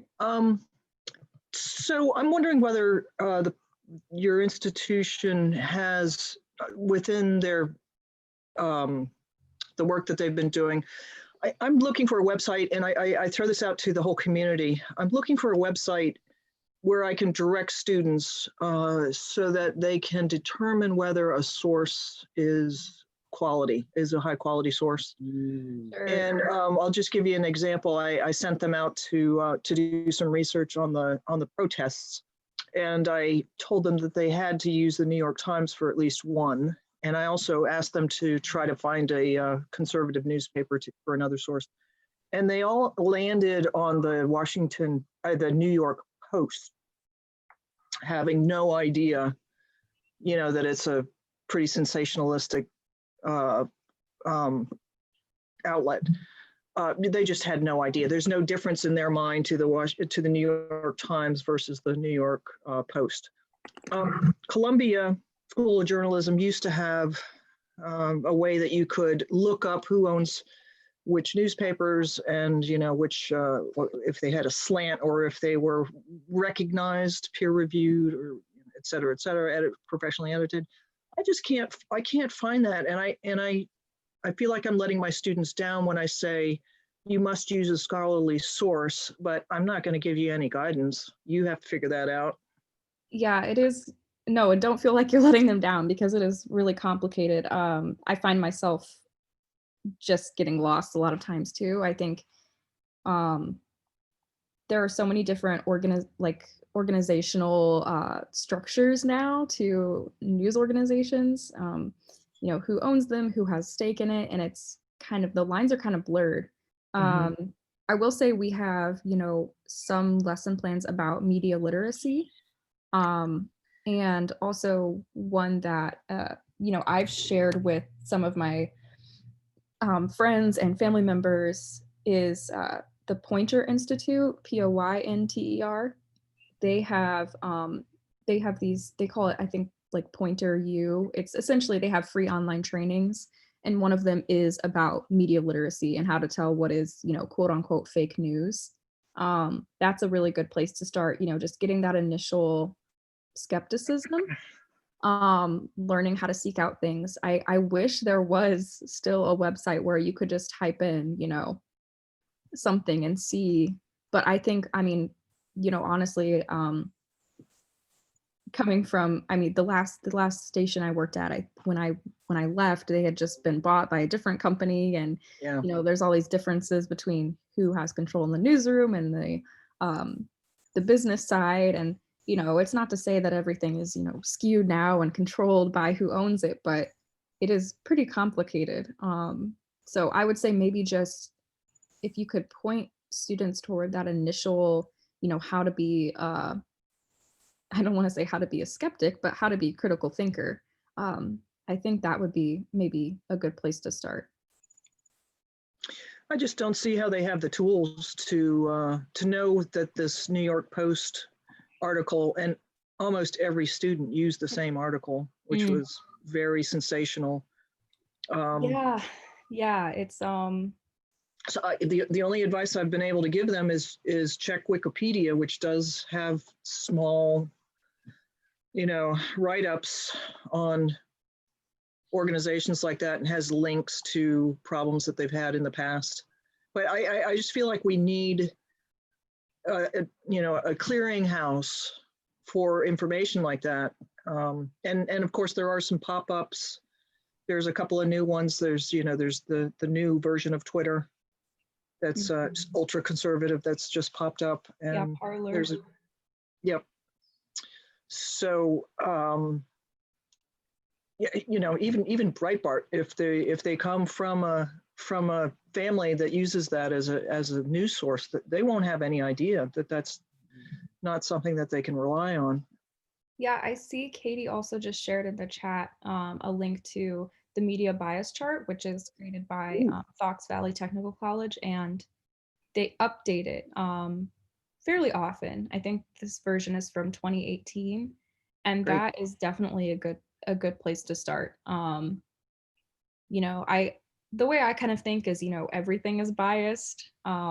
It's hard to find anything that's really, and I personally think that, good journalism isn't completely objective. You should bring in, some compassion and, your prior knowledge to know, what story people need to hear, maybe not what they want to hear. So definitely thank you for sharing. Oh, and Suzanne, thank you for sharing that from Georgetown.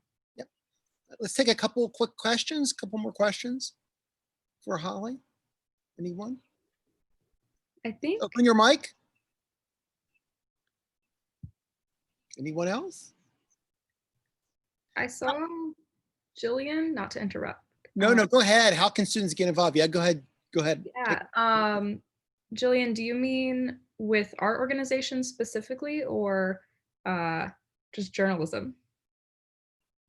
Yes. Okay.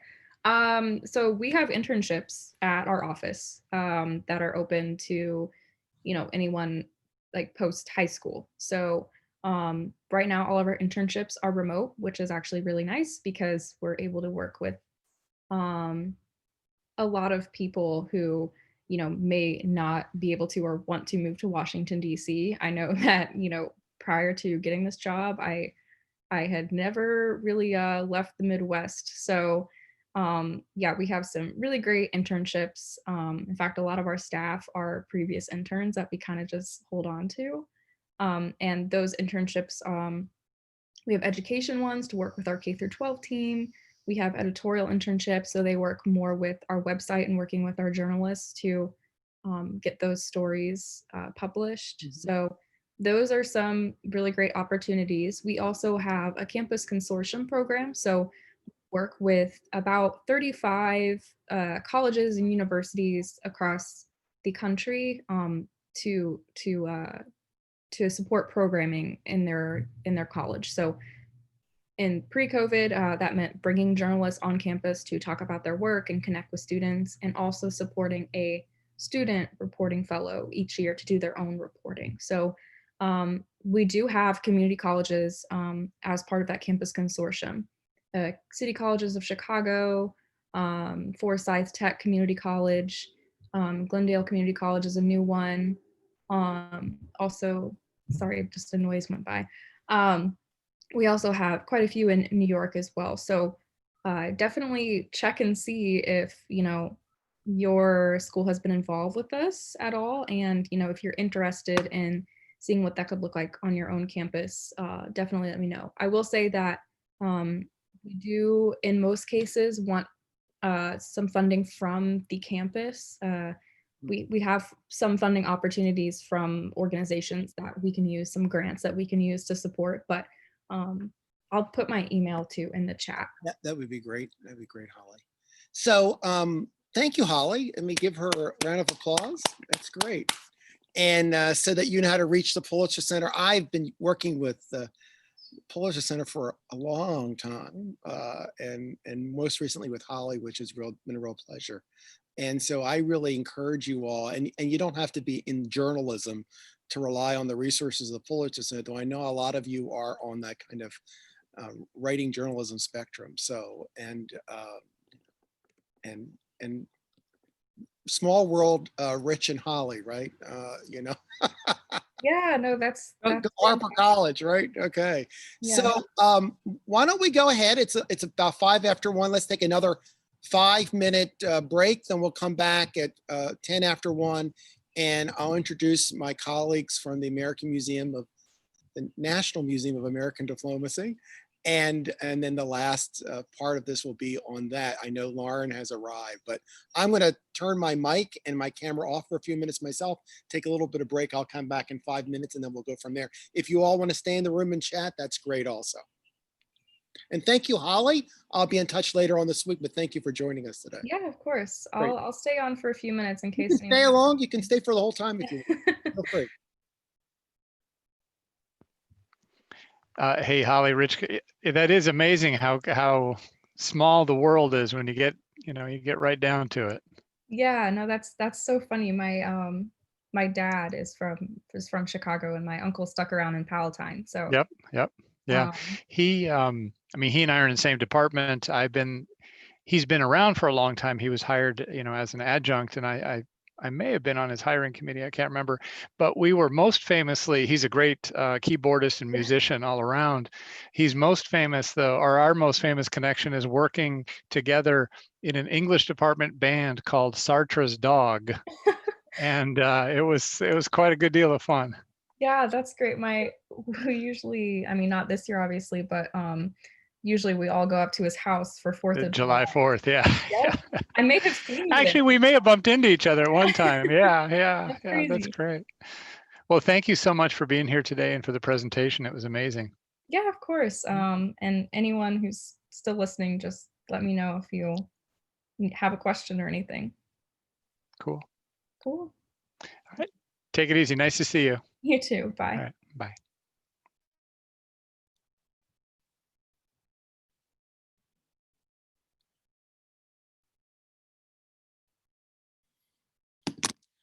All right. I guess everyone is coming back. So welcome everybody.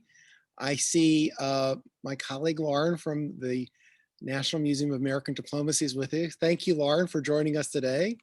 I always like you have a nice American map in the back. Yes. How we set up our rooms are really important. Indeed. especially, yes, always, right? And is Elizabeth here too? I expect her to be. Oh, there she is. Okay. Elizabeth Gerhardt is with her. Elizabeth, I'll make you co-host also. So Okay. if you guys are sharing, you're also co-hosts. So we've got a few minutes before you start, so I want to just spend a minute kind of debriefing the last thing we did with Holly from the You bet. Absolutely. No problem. Any thoughts on that? I know Amy shared something, so it was really nice of you to share that, Amy, and we wish you the best. I did not know anything about EDS, so actually, as it's going, I'm reading about EDS on my phone, right? It's amazing that we can do these things at the same time, so I did not know. And what it does strike me is we think about all the impacts because of COVID, and I'd forgotten all about the Olympics. I don't know, and the Paralympics. It's like, yeah, I know that was pushed back, and it's like, oh, and how that's affecting things. And so any thoughts on that film or anything that the Pulitzer Center raised that Holly talked about? Just open your mics. Nobody? Do you think there's a way, anyone think of a way they could use a film like that? I mean, it certainly talks about a young person's journey and their resilience or other things. Anybody using materials from the Pulitzer Center right now in their classroom? No? No, but I was happy to find it as this resource. Yeah, So. thanks, Sheila. Yeah. They do some really good work. They're not necessarily, I think they're known. What you see a lot of, a Pulitzer Center will, if you're a NewsHour person, you know that they will co-sponsor some shorts, the NewsHour, and so periodically you'll see films that they're doing. A lot of what they do is, I view it as giving journalists a sabbatical, right? And giving journalists the ability to do some things that they wouldn't otherwise do in the work that they do. So you see a lot of journalists who will be supported by the Pulitzer Center to produce something that otherwise they just wouldn't be able to do. And so you get this kind of cutting edge journalism out there that's not dependent on kind of the marketplace or kind of corporate funding in a way in that respect, which becomes really important. So any other thoughts on that? All right. So we're going to move on then, and I'm going to turn it over to my colleagues, Lauren Krizner, Fischer from the, I keep thinking the U.S. Diplomacy Center. No, well, we've known each other that long, David. I know. I knew you before I had a new. It was something before then too. Wasn't there another name before the U.S. Diplomacy Center? What was it called? No. It was always U.S. Diplomacy Center. Okay. Yeah. And now it's the National Museum of American Diplomacy. I've got to remember that. Which is, it must be a really tough time for you all because you were kind of in the midst of kind of opening this up and bringing people in. In fact, in the past, I've took faculty there and it was still, you were still in the early stages, so there wasn't a whole lot to see or do, but there were some things. And now we're in this world. And so everything is kind of ground to a halt, I would think, right? Well, it's interesting because as much as we were sort of in this, we're a new institution, we're just beginning to open, we offer a lot of programs on site. But with the COVID challenges, we've been able to pivot and offer a lot virtually. So we've been able to not lose any traction with our programming. And some of that I would love to share with you today. And we have lots of resources for you to share for yourselves, but also for you to share with your students as you explore this idea of peace building and peacemaking and diplomacy with them. So again, my name is Lauren Fischer, and I'm joined by with my colleague Elizabeth Gerhardt, and I want to congratulate David for you also pivoting and offering this program, which traditionally is live and in person digitally. And I know there's been some challenges for you, and ultimately, originally we were going to offer a simulation today, but we decided just to simplify things and just meet and chat. And I am going to share my screen in a moment and show you our website, and also introduce the diplomacy simulation program that we have, which is available to all of you for free. That's an interactive, immersive program that you can, with your students, use and begin to sort of explore the idea of diplomacy and the skills our diplomats use in doing their work abroad.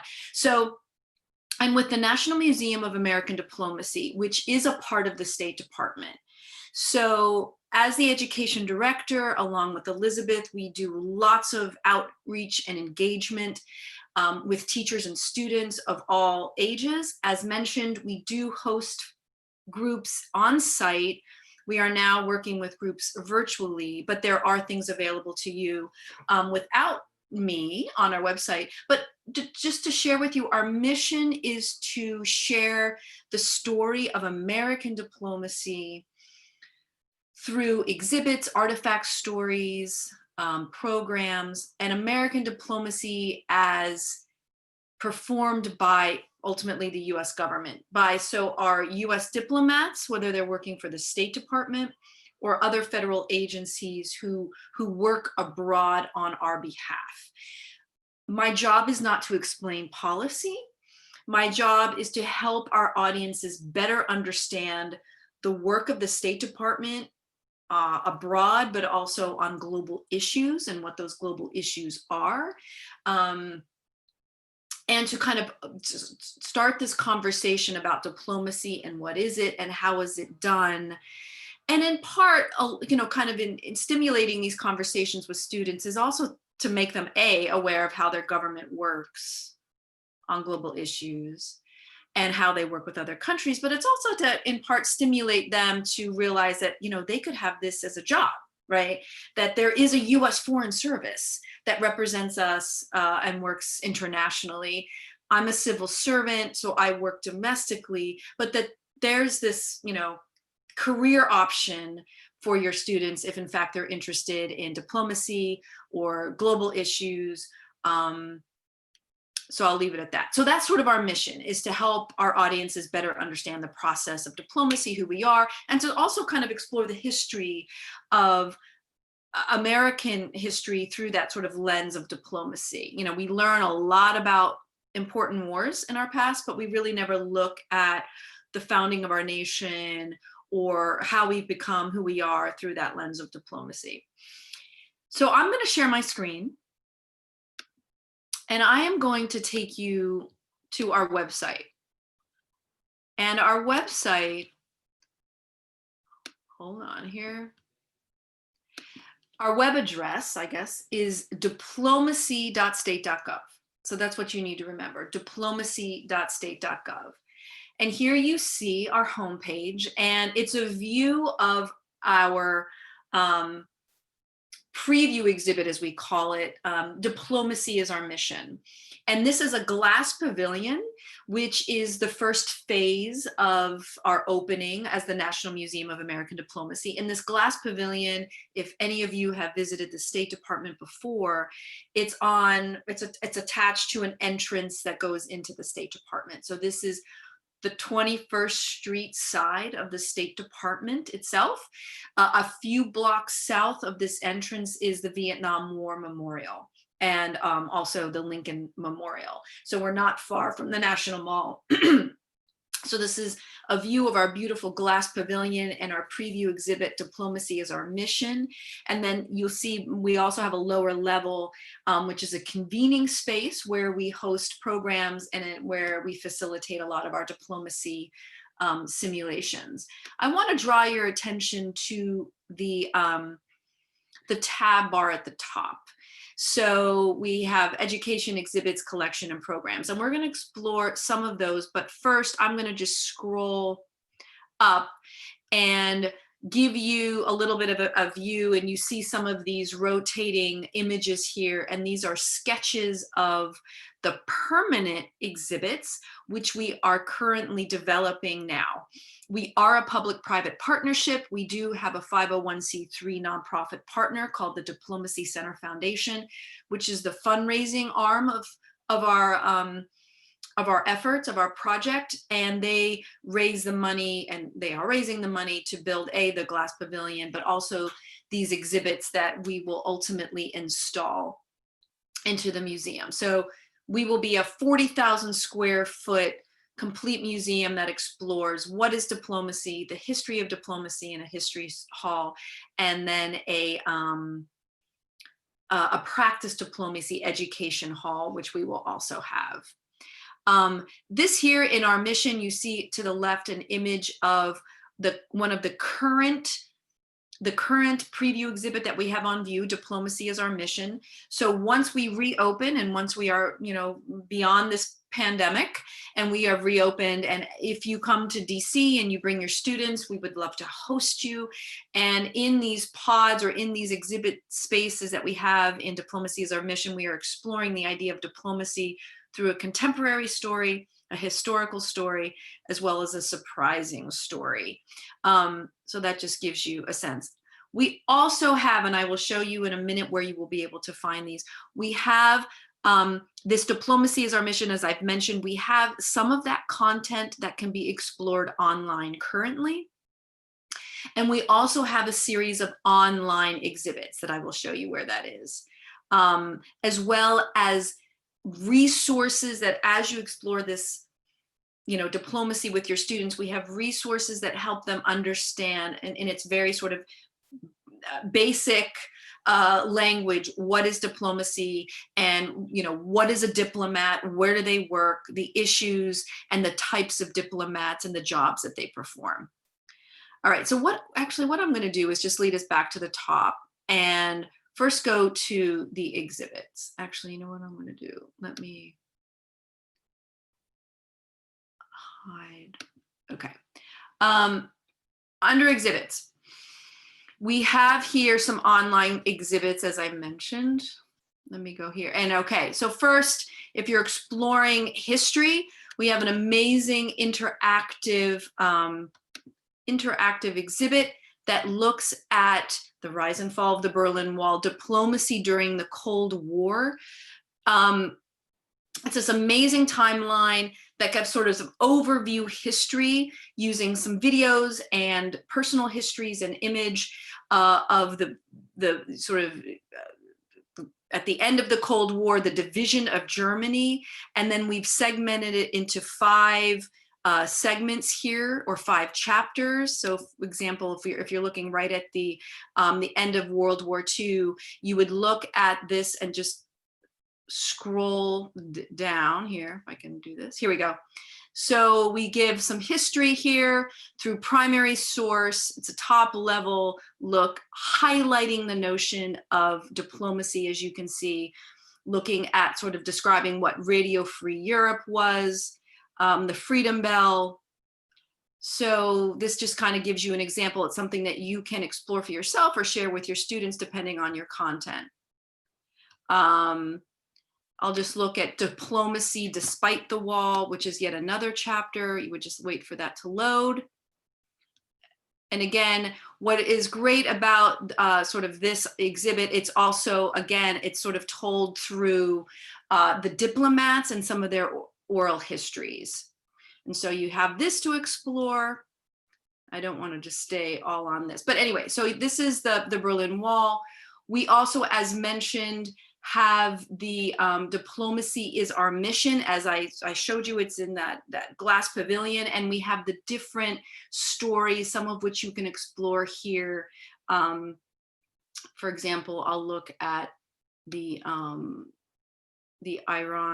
hostages that were in Tehran, and we featured a story here highlighting again the diplomats and some of the objects that we have in our collection. You can see actually here is a blindfold that one of the hostages wore that's in our collection.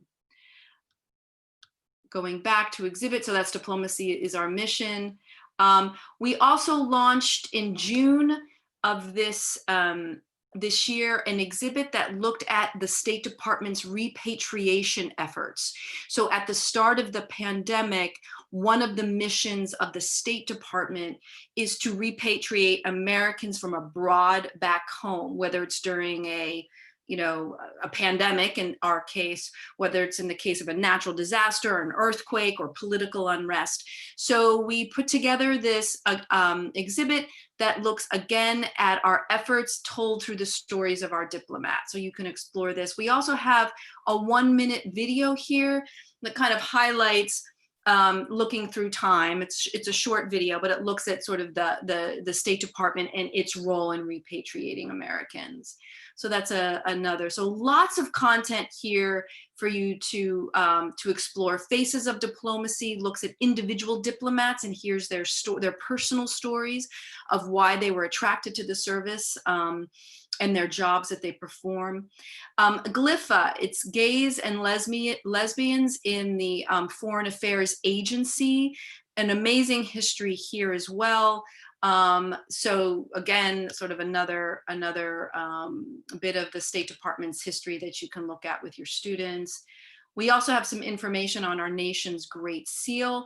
And then as part of the 100th anniversary of the 19th Amendment, we also wanted to highlight some of the effort of female diplomats through the history of the State Department. So again, lots of information here for you to explore with your students. And certainly if it's a great place to direct them, especially if they're working on a research paper that has to do with the role of the State Department in any sort of part of American history.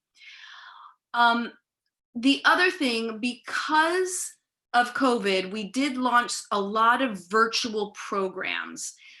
We host a virtual program called Diplomacy Classroom, which I host every other week. In 2021, we will only host it once a month. But it's a 45-minute or a 60-minute program that is broadcasted live from our website, but it's recorded. All the programs are recorded and put right here. They will load here in a second on this virtual programs page. So this is, again, another place where you may be able to send your students if they're studying, for example, combating global wildlife trafficking. This is a program that we hosted a number of years ago. Again, Foreign Service on the Front Lines, again, looking at our repatriation efforts. We hosted a program about Eugenie Anderson, who was the first female ambassador abroad. And so we have a program dedicated to her. So we have a program looking at the beginnings and our alliance with France that helped us win the American Revolution. So there's lots here to look for with your students to explore our role, the State Department's role in diplomacy and in American history. So you'll find those under exhibits as well as programs as mentioned. But now I want to just draw us quickly to our education tab. And when you think about introducing any of these sort of programs or exhibits with your students, it all presupposes a certain, understanding of the State Department and what a diplomat is and does. As you begin to explore those resources with your students, you can first send them here, which looks at, as you can see, what is the mission of the State Department, what are the pillars of American diplomacy, who is the Secretary of State, and all of these questions have an answer that you can click into, and it brings you to a page that fleshes out who are diplomats and what do they do, where do they work. This will give you information about embassies and consulates. So here's some really basic general information about diplomacy and diplomats that you can have your students explore. On the right, you see videos, and these are about 8 minutes long each. And these videos explore sort of what we call the pillars of diplomacy: peace, prosperity, democracy, and development, it's really sort of the thrust and the mission of the department abroad.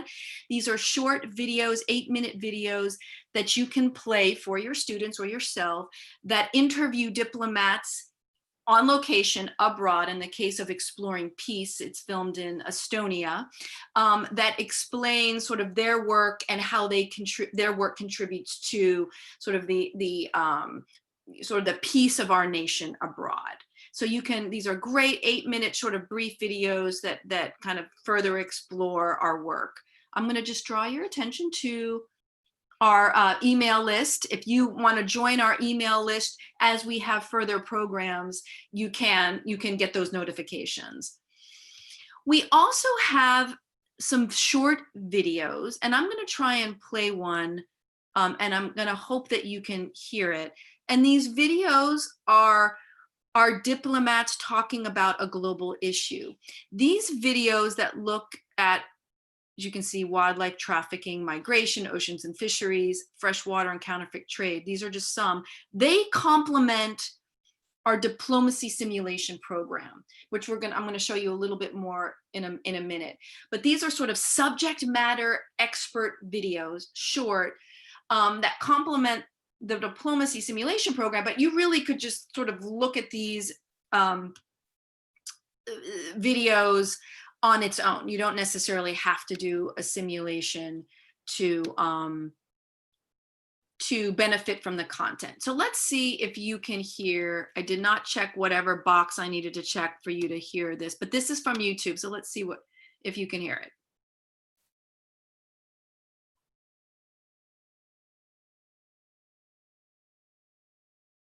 CITES is the Convention on International Trade in Endangered Species of Wild Fauna and Flora. Its purpose is to protect threatened and endangered species. And the way they got at that was through the trade in those species. It regulates the trade in any protected species that is listed on one of the appendices under CITES. Those appendices, Appendix 1, means there can be no commercial trade in a species. That's where you find rhinoceri, you find most elephants. It's a very controlled, tightly controlled trade. Appendix 2 are those that are threatened or endangered but can stand some commercial trade, international commercial trade, but it has to be done under a series of permits. CITES also required that there be documentation, and so you had to monitor the species. Prior to that, a lot of governments had not had scientific monitoring of the populations, and now we do. So before that, you had a general idea of how many elephants there might be, how many pangolins, how many iguanas. But now, to be able to trade in it, you have to document that population can sustain trade. That was a tremendous advancement. That is very positive. Excellent. So there, yes. So there you have, let me just see, how do I get out of here now? Exit this.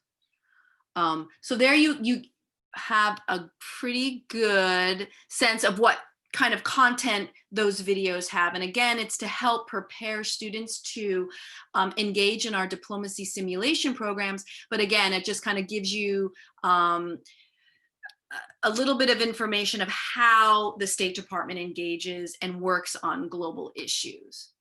All right, hold on, let me go back to where I am. Okay, so that's our education resource page, which is under that education tab. Let me just see the time, it's 1:30. Is it really 1:30? Wow, okay, I'm gonna keep going here. So I've mentioned the diplomacy simulation program.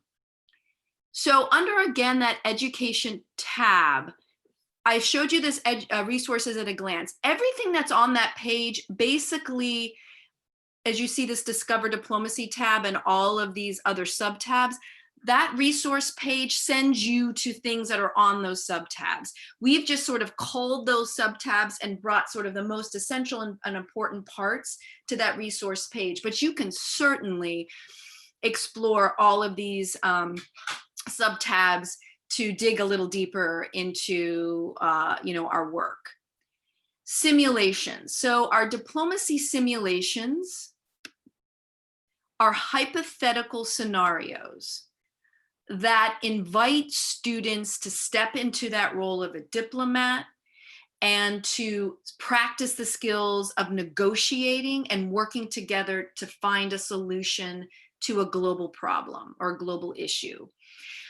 We have 10, a migration, non-proliferation of fresh water, wildlife trafficking, and you just heard a subject matter video that complements that, border security, a global counterfeit trade, HIV/AIDS, peacebuilding, and this is the only one in this series that is not hypothetical. It looks at the Darfur crisis in Sudan as it was in 2006 through 2009. Crisis in the ocean, this is over fishing rights and overfishing. And we have an international Ebola crisis. So when you click into this, actually, let me go to the migration. When you click into that, you will see it comes to its own homepage or landing page. You have a scenario, a little bit of information about that global issue and the role of the State Department. And these are the PDFs of the materials that you can share with your students or download and photocopy and distribute. And then we have the subject matter expert videos on that page that will help your students be prepared in the content of that simulation. Hold on one second. Let me.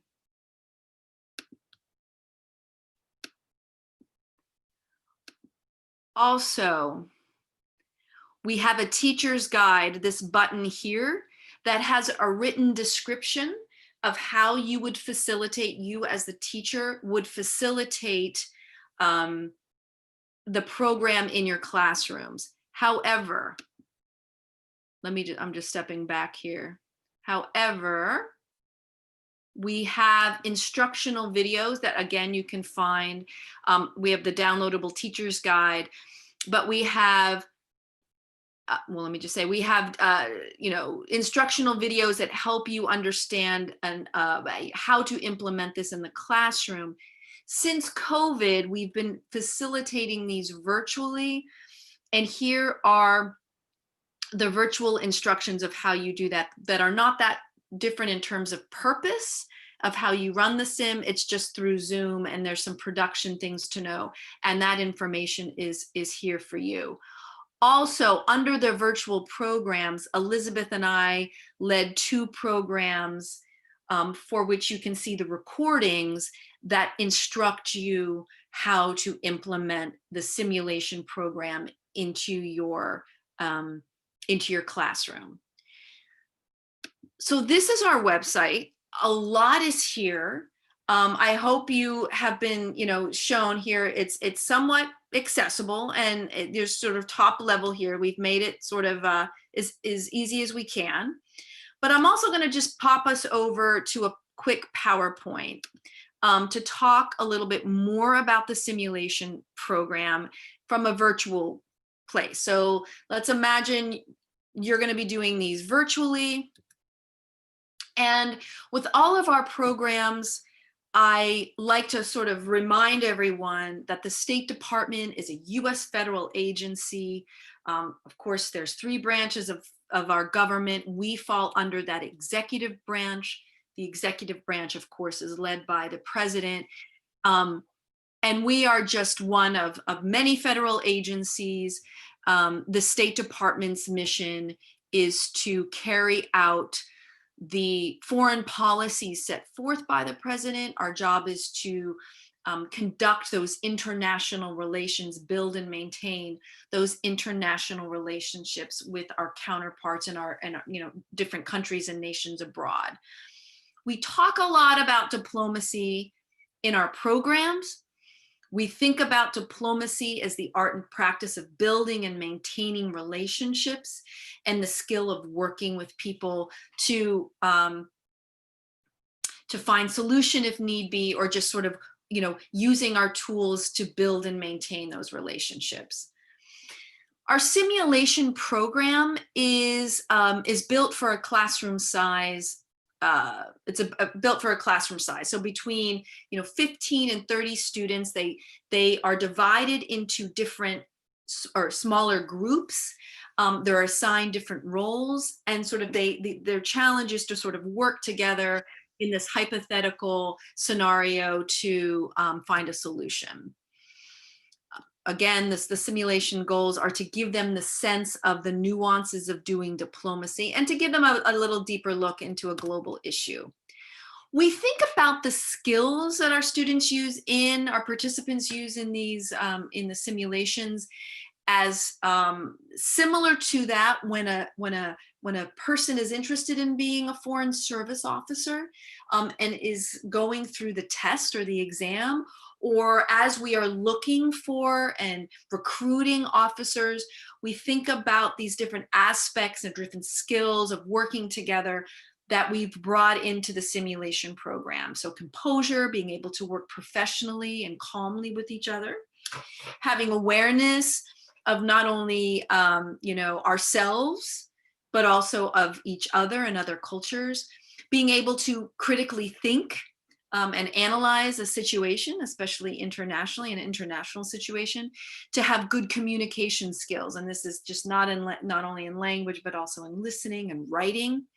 Being able to manage our time and manage the strengths of our team members, to be creative and innovative in our problem solving, to be a leader at the table, and that could mean being a leader and assisting other parties in working better or together, to find those commonalities, or to be collaborative, but to find those areas of compromise, and to be able to advocate for what it is that you want at the table. So I know you all have been sort of steeped in this idea of peace building. We think about the skills of diplomacy, and although you can look at any of these skills and apply them to any job, these are incredibly important for our diplomats to bring to their position. Here is another video of some students who were interviewed, who took place, who participated in our diplomacy simulation program. It was a wonderful experience. Doing this simulation really gave me a view of what global trade and negotiating trade between countries is like. It was a lot of fun, and I got a lot of experience with setting goals and negotiating with others to meet those goals. It was definitely a huge team builder. You're sitting with people that you've probably never met before, never had a conversation with, and you have to learn how to be flexible. You have to learn how to be patient and understanding with dealing with other people and realizing their ideas. So I think that today was really important for honing those skills. You negotiate every day with your siblings, with your roommates, with your parents to get something you want. So I think this is just applying it to more of an international and diplomatic spectrum. And I think I will keep this for the rest of my life. All right. So what do you need to do this? Let's think. Okay, so let me just advance. So what do you need to do this? You need some kind, virtually, you need a platform. We have found that it works best in Zoom. So you have the chat room functions. You want at least 15 to 30 participants, because in our simulations, there's 5 to 6 stakeholder groups or country teams, and you want more than 2 people in each stakeholder group. Actually, the more the better in those groups, so the students have an opportunity to really interact with each other. You would serve as the facilitator. You can facilitate our simulations between 90 minutes and a 2-hour block of time, and they just need to be able to read the materials ahead of time. In our virtual environment, although it's just chat rooms, there's different functions to the chat room. The formal meeting room is like as if we're meeting right now. We're in Zoom, we're in this formal meeting space. That's where opening statements are made in our simulations, as well as everyone can pose questions to each other that all can hear. And then those chat rooms become private meetings, one for the stakeholder, so the country team or the country teams or the group The team meets individually, privately with each other. And then in our negotiating rooms, that's where you have one representative from each stakeholder in a negotiating room, using those skills of diplomacy, working together to find some kind of solution to the problem. And we move through the simulation, the students move in and out of these three spaces. The job of the facilitator is to guide the students to prioritize the actions that they want to pursue, to select someone to speak on behalf of that group in the formal meeting area. And they have to be able to use those negotiating skills to form alliances.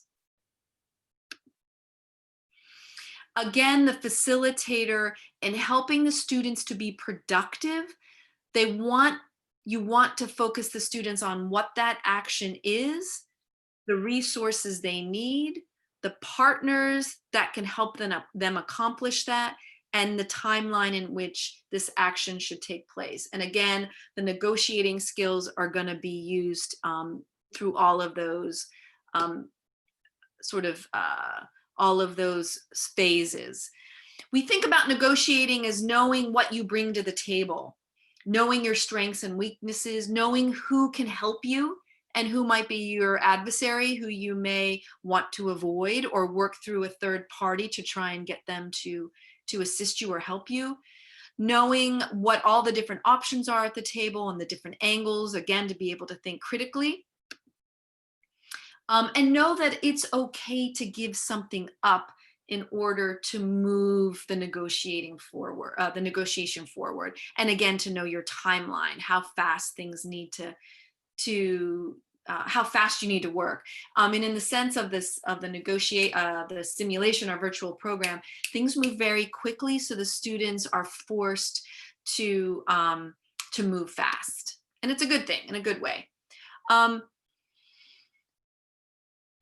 So I'm gonna go ahead and stop sharing my screen. And if you have any questions from a production standpoint about using or making one of these, producing one of these simulations in Zoom, we can, Elizabeth and I can answer some of those questions here, some just sort of the nuts and bolts of what you would do to set one of these simulations up in Zoom. And this gives you a sense of the agenda. Our simulations, the way we do it, allows the students to meet with their group to begin with. So you will have the students read the materials beforehand, but then, which is the scenario and their role sheet. But then once you've gathered them together to begin the simulation, the first 15 minutes includes that team working together to determine what actions they would like to pursue. And then you can see it's short, 10, 20-minute moves going between the stakeholder meeting, the formal meeting room, and the negotiating room. And of course, the experience ends with the debrief to discuss what the students learned. All right, I'm going to stop sharing my screen, and I hope that all of you are still here. Yeah, that you all heard that. Lauren, I remember there was a time when, so I want to ask some other things that maybe the museum is still doing. One was, if I wanted to bring in a guest speaker in a classroom, bring in a diplomat, there was a time when you were able to arrange those types of visits. Are you still doing that, or is that not the emphasis any longer? No, we have a program called Meet the Diplomat. We haven't necessarily rolled that out virtually. I think we're waiting to see. I think what we've been focused on developing and facilitating our virtual sims virtually. Okay. So that's been sort of our focus. We haven't necessarily rolled out virtually Meet the Diplomat. When we work with students on site and do a simulation, we often bring in a diplomat to complement that experience. Right. So then the students have an opportunity to talk with the diplomat about, well, do you work on this issue and what is it really like? And what did you have to know before you got involved in the State Department, or tell me, the challenges that you have in working with other countries on this issue. So that makes a really nice experience on site, but we haven't necessarily rolled that out. But virtual, I seem to remember, but okay.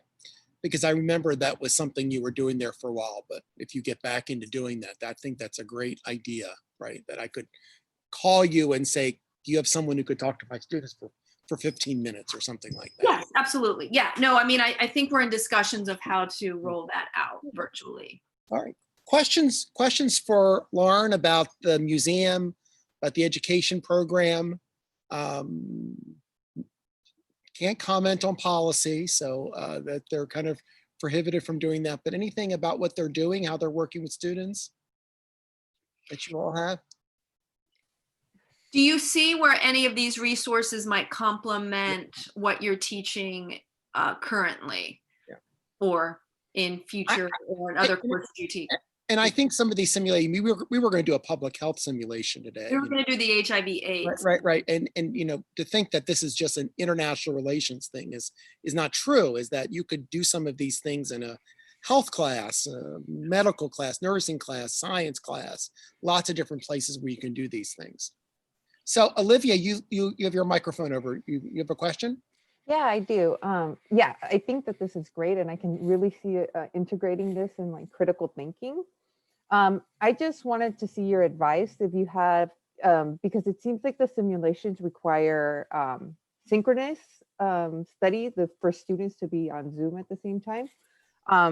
Do you see a way that we can adapt this for asynchronous education and like have students do it at different times, or is that not recommended?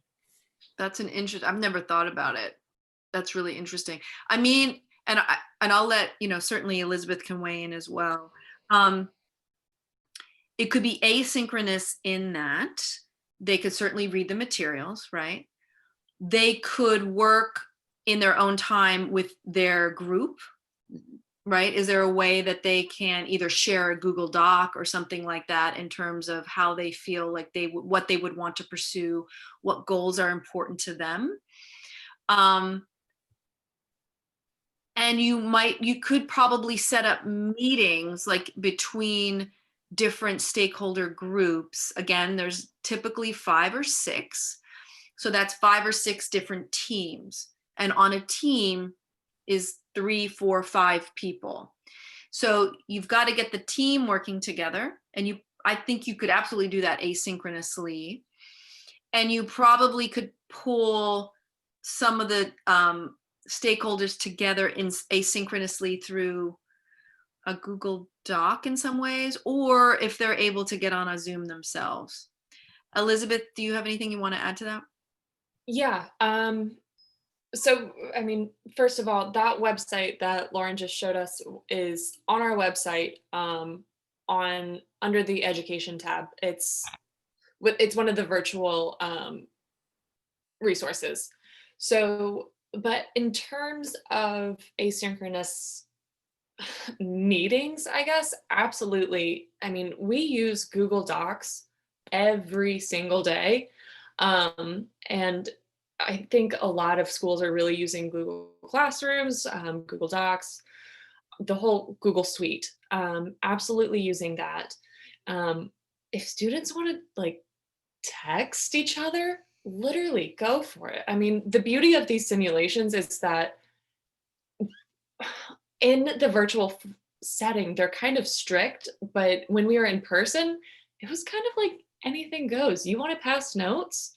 You want to keep secrets? Go for it. So there's ways to do that virtually. It's just, you might have to get a little creative in setting meeting times or the text chains or group messages, whatnot. Yeah, no, we use the chat function a lot in Zoom when we're doing it together. But I think in the asynchronous, I think the only thing that shifts is the students can still be collaborating, right? But it's just in written form, and they still can be offering proposals it just would be sort of in written form, and people can respond or comment to that, or put it under consideration. But in the live environment like this, people are sort of talking and you're getting real-time response. Whereas the asynchronous, which is very interesting, it's just you're responding through the written word, which I'd be interested if you try it to hear how it goes. It's a very flexible product. So you can use it in any way, but I think I would probably think a Google Doc where people could see the comments of the others in it as well. I will add on top of that. I attended a program the other night where another institution or organization, they combined the meeting in Zoom and having a collaborative Google Doc at the same time. So students are actually writing down what they're proposing or amendments. And I think that's a very interesting idea. If you can, it's a multitasking. Yeah. But I mean, why not? The Icons program, University of Maryland, I don't know if anybody's familiar with that, used to do that. And I don't know if they still do. It was asynchronistic, right? And students were emailing each other. And it was a community college program that would run every spring. It was organized by Joyce Kaufman at Whittier College. She has since retired. And one of the people that was involved in it was Greg Rabb, who teaches at Jamestown Community College, was really involved in it. And it was, students would have teams, they represent countries, like one college represent South Korea and one school would represent North Korea or whatever it would be. And there would be negotiations, but the negotiations would be by email. So there'd be a set of negotiations on somebody's door. They'd have to respond to it. So they didn't all have to be in the same space at the same time to do it. So I don't know if they're still operating, but I know it can be done. It just takes a little bit of working. Yeah. Other questions for Lauren? What you're doing, what you see you could use. Rich, you had your mic open. I was just going to comment on Joyce Kaufman's program. Right before she retired, we did it at Harper, and there was a synchronous component at that time. There was a negotiations module, and it focused on, water conservation or, a variety of different topics. Sorry. I also put in the chat, these are really cool. My dad was an FSO. In fact, Eugenie Anderson was, when we were in Bulgaria in the early 60s, was the ambassador. Yeah, so it was very cool. Yeah, I went to Georgetown and ended up joining the Peace Corps and teaching. So kind of a different route. Couple of different routes. But these are really, really cool resources, and thank you for sharing. I threw in the chat the Oral Histories Project through Georgetown that tells a lot of these stories of the FSOs and their experience, particularly that generation, my dad's generation of Cold Warriors, are really, really fascinating.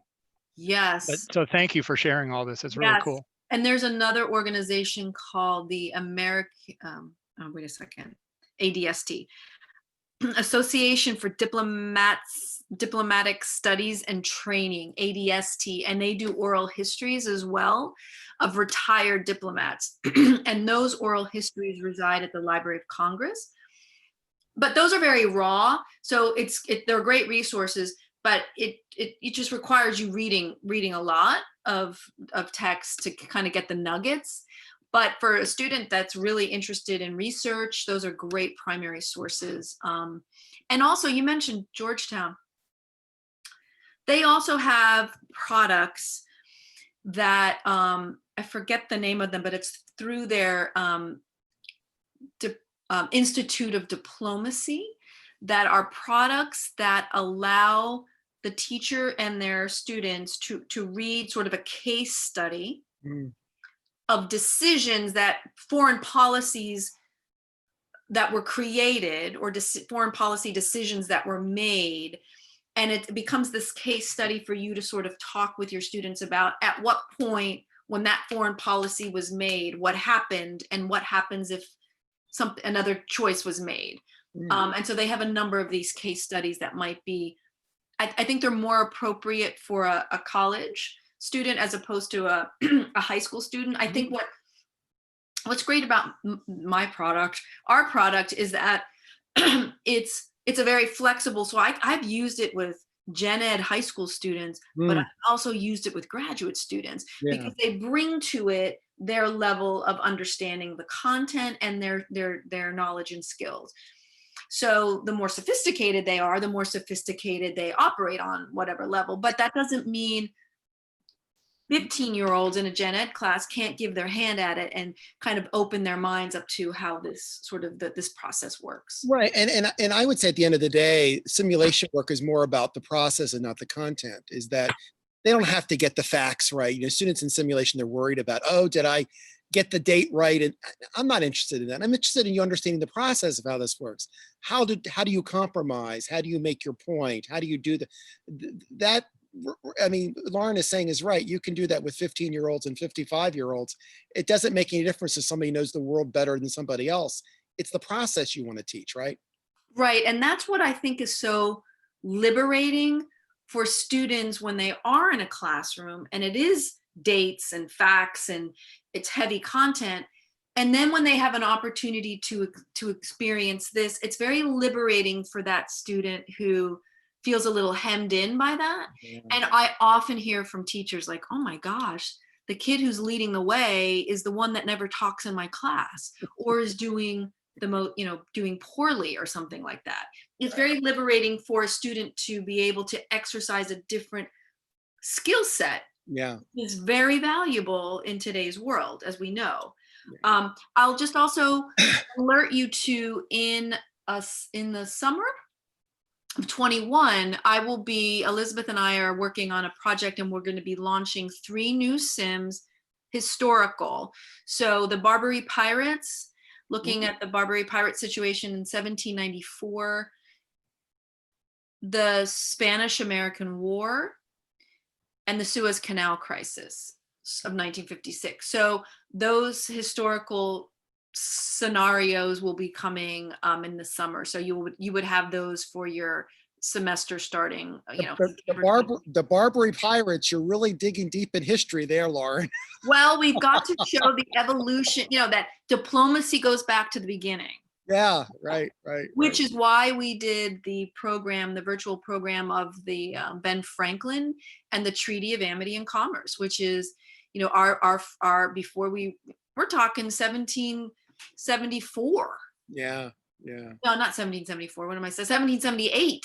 We hadn't even won the war, but that was an important alliance for us, and so that was all diplomacy. Yeah. And looking at Franklin, and he is sort of, as Richard probably knows, he's considered sort of our nation's first diplomat. And our First Nations postmaster. And our First Nation scientist. And how many firsts has Benjamin Franklin claim, right? I mean, I'm not taking him down. He's a great man. But any other questions for Lauren and Elizabeth before we let them go and call the day? I think they've given us the links to what they do, and if you can put your contact information in the chat too, if that's possible. But any more questions for them and what they're doing, faculty? It's a great resource, and it would have been nice to do a simulation, but I think maybe we got more out today by them talking about what's going on. Yeah. And I think most of the community colleges that I know of, and probably most of you online, are all doing it virtual right now, and you're kind of waiting to see what happens in the spring. I don't know what's going on. Some schools have already decided they're still going to be virtual in the spring. I know my wife's, I think Montgomery College, where she teaches, is going to be virtual until maybe they're going to look at it in spring break and decide, but they're going to be virtual until then. So you're now thinking about how to integrate things for next semester. This is what I'm suggesting, is that it's hard to kind of shoehorn something in right now because you're winding down, but thinking about January or February, when you're back and you're still doing it virtually, how do you integrate something like this now? Now's the time to start planning for it, I guess is what I'm suggesting, and start thinking about it. Now's the time to talk to Lauren and Elizabeth about, okay, I want to run this in February, help me out here, right? And we will.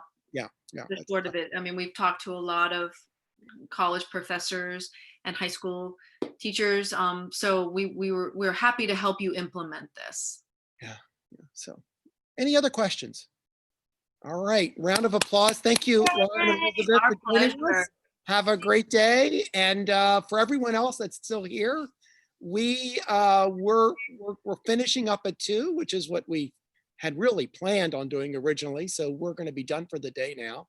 Tomorrow we will be back, just faculty tomorrow, so not students. And thank you, students, for your time with us. There've been a lot of several of you have kind of come every week, so we're really glad that you've done that. And hopefully you'll still be engaged with your faculty who came with you, or you certainly can reach out to me directly about questions about what's going on. Faculty and graduate students, we'll be back tomorrow. We'll get together at 7:15 again, Eastern time for breakfast if you want to chat and talk about things that have been going on. Then we're going to have one presentation. I just got confirmation from the New Jersey Institute of Social Justice. They'll give a presentation from 1:15 to 12:15 to 1 Eastern time. And then the last hour, we'll just kind of open it up. If you've got things you want to bring to the table in that last hour, let me know, or just do it. We'll just do it then and there. I will go through the survey questions to see what people were raising that might have not covered, so that we can kind of a closing out of how this went, and maybe things we didn't touch upon. I mean, we realize those of you who've come to the seminar before know that it's been longer. We've gone on site visits, including the State Department. Yeah, start time tomorrow is technically at 12 noon, Jillian. But if you want to come at 11:15, I'm just going to open it up, and if people want to bring their coffee or breakfast or lunch and talk then. But like in the past, we've gone to the State Department, we've gone to USIP. Of course, we're not doing that this year. Maybe next year we'll be back to it. But you know, one of the things I am recognizing that whatever the post-COVID world looks like, this type of virtual engagement will not go away. And I imagine a lot of people will be running conferences in the future where there are 2 options, where it's this option and the live option. Yeah, Jillian's saying it's more affordable. Yeah, for sure it's more affordable. And it's just more convenient for people, though I think people will still want to get together. So I think this is not going to go away using Zoom in this way. So your ideas of how we could have done this better. We will have a survey, but thinking about how we could have done this better or what we got right going forward would be great too. So any other final thoughts, questions before I let you go for the day? All right. Thank you all, wherever you are. Have a great rest of your day and a great weekend. It's clearing up here in Washington. It's a little brisk outside, but no rain this weekend. And I hope you're having great weather wherever you are. And I will see you tomorrow then. Thank you.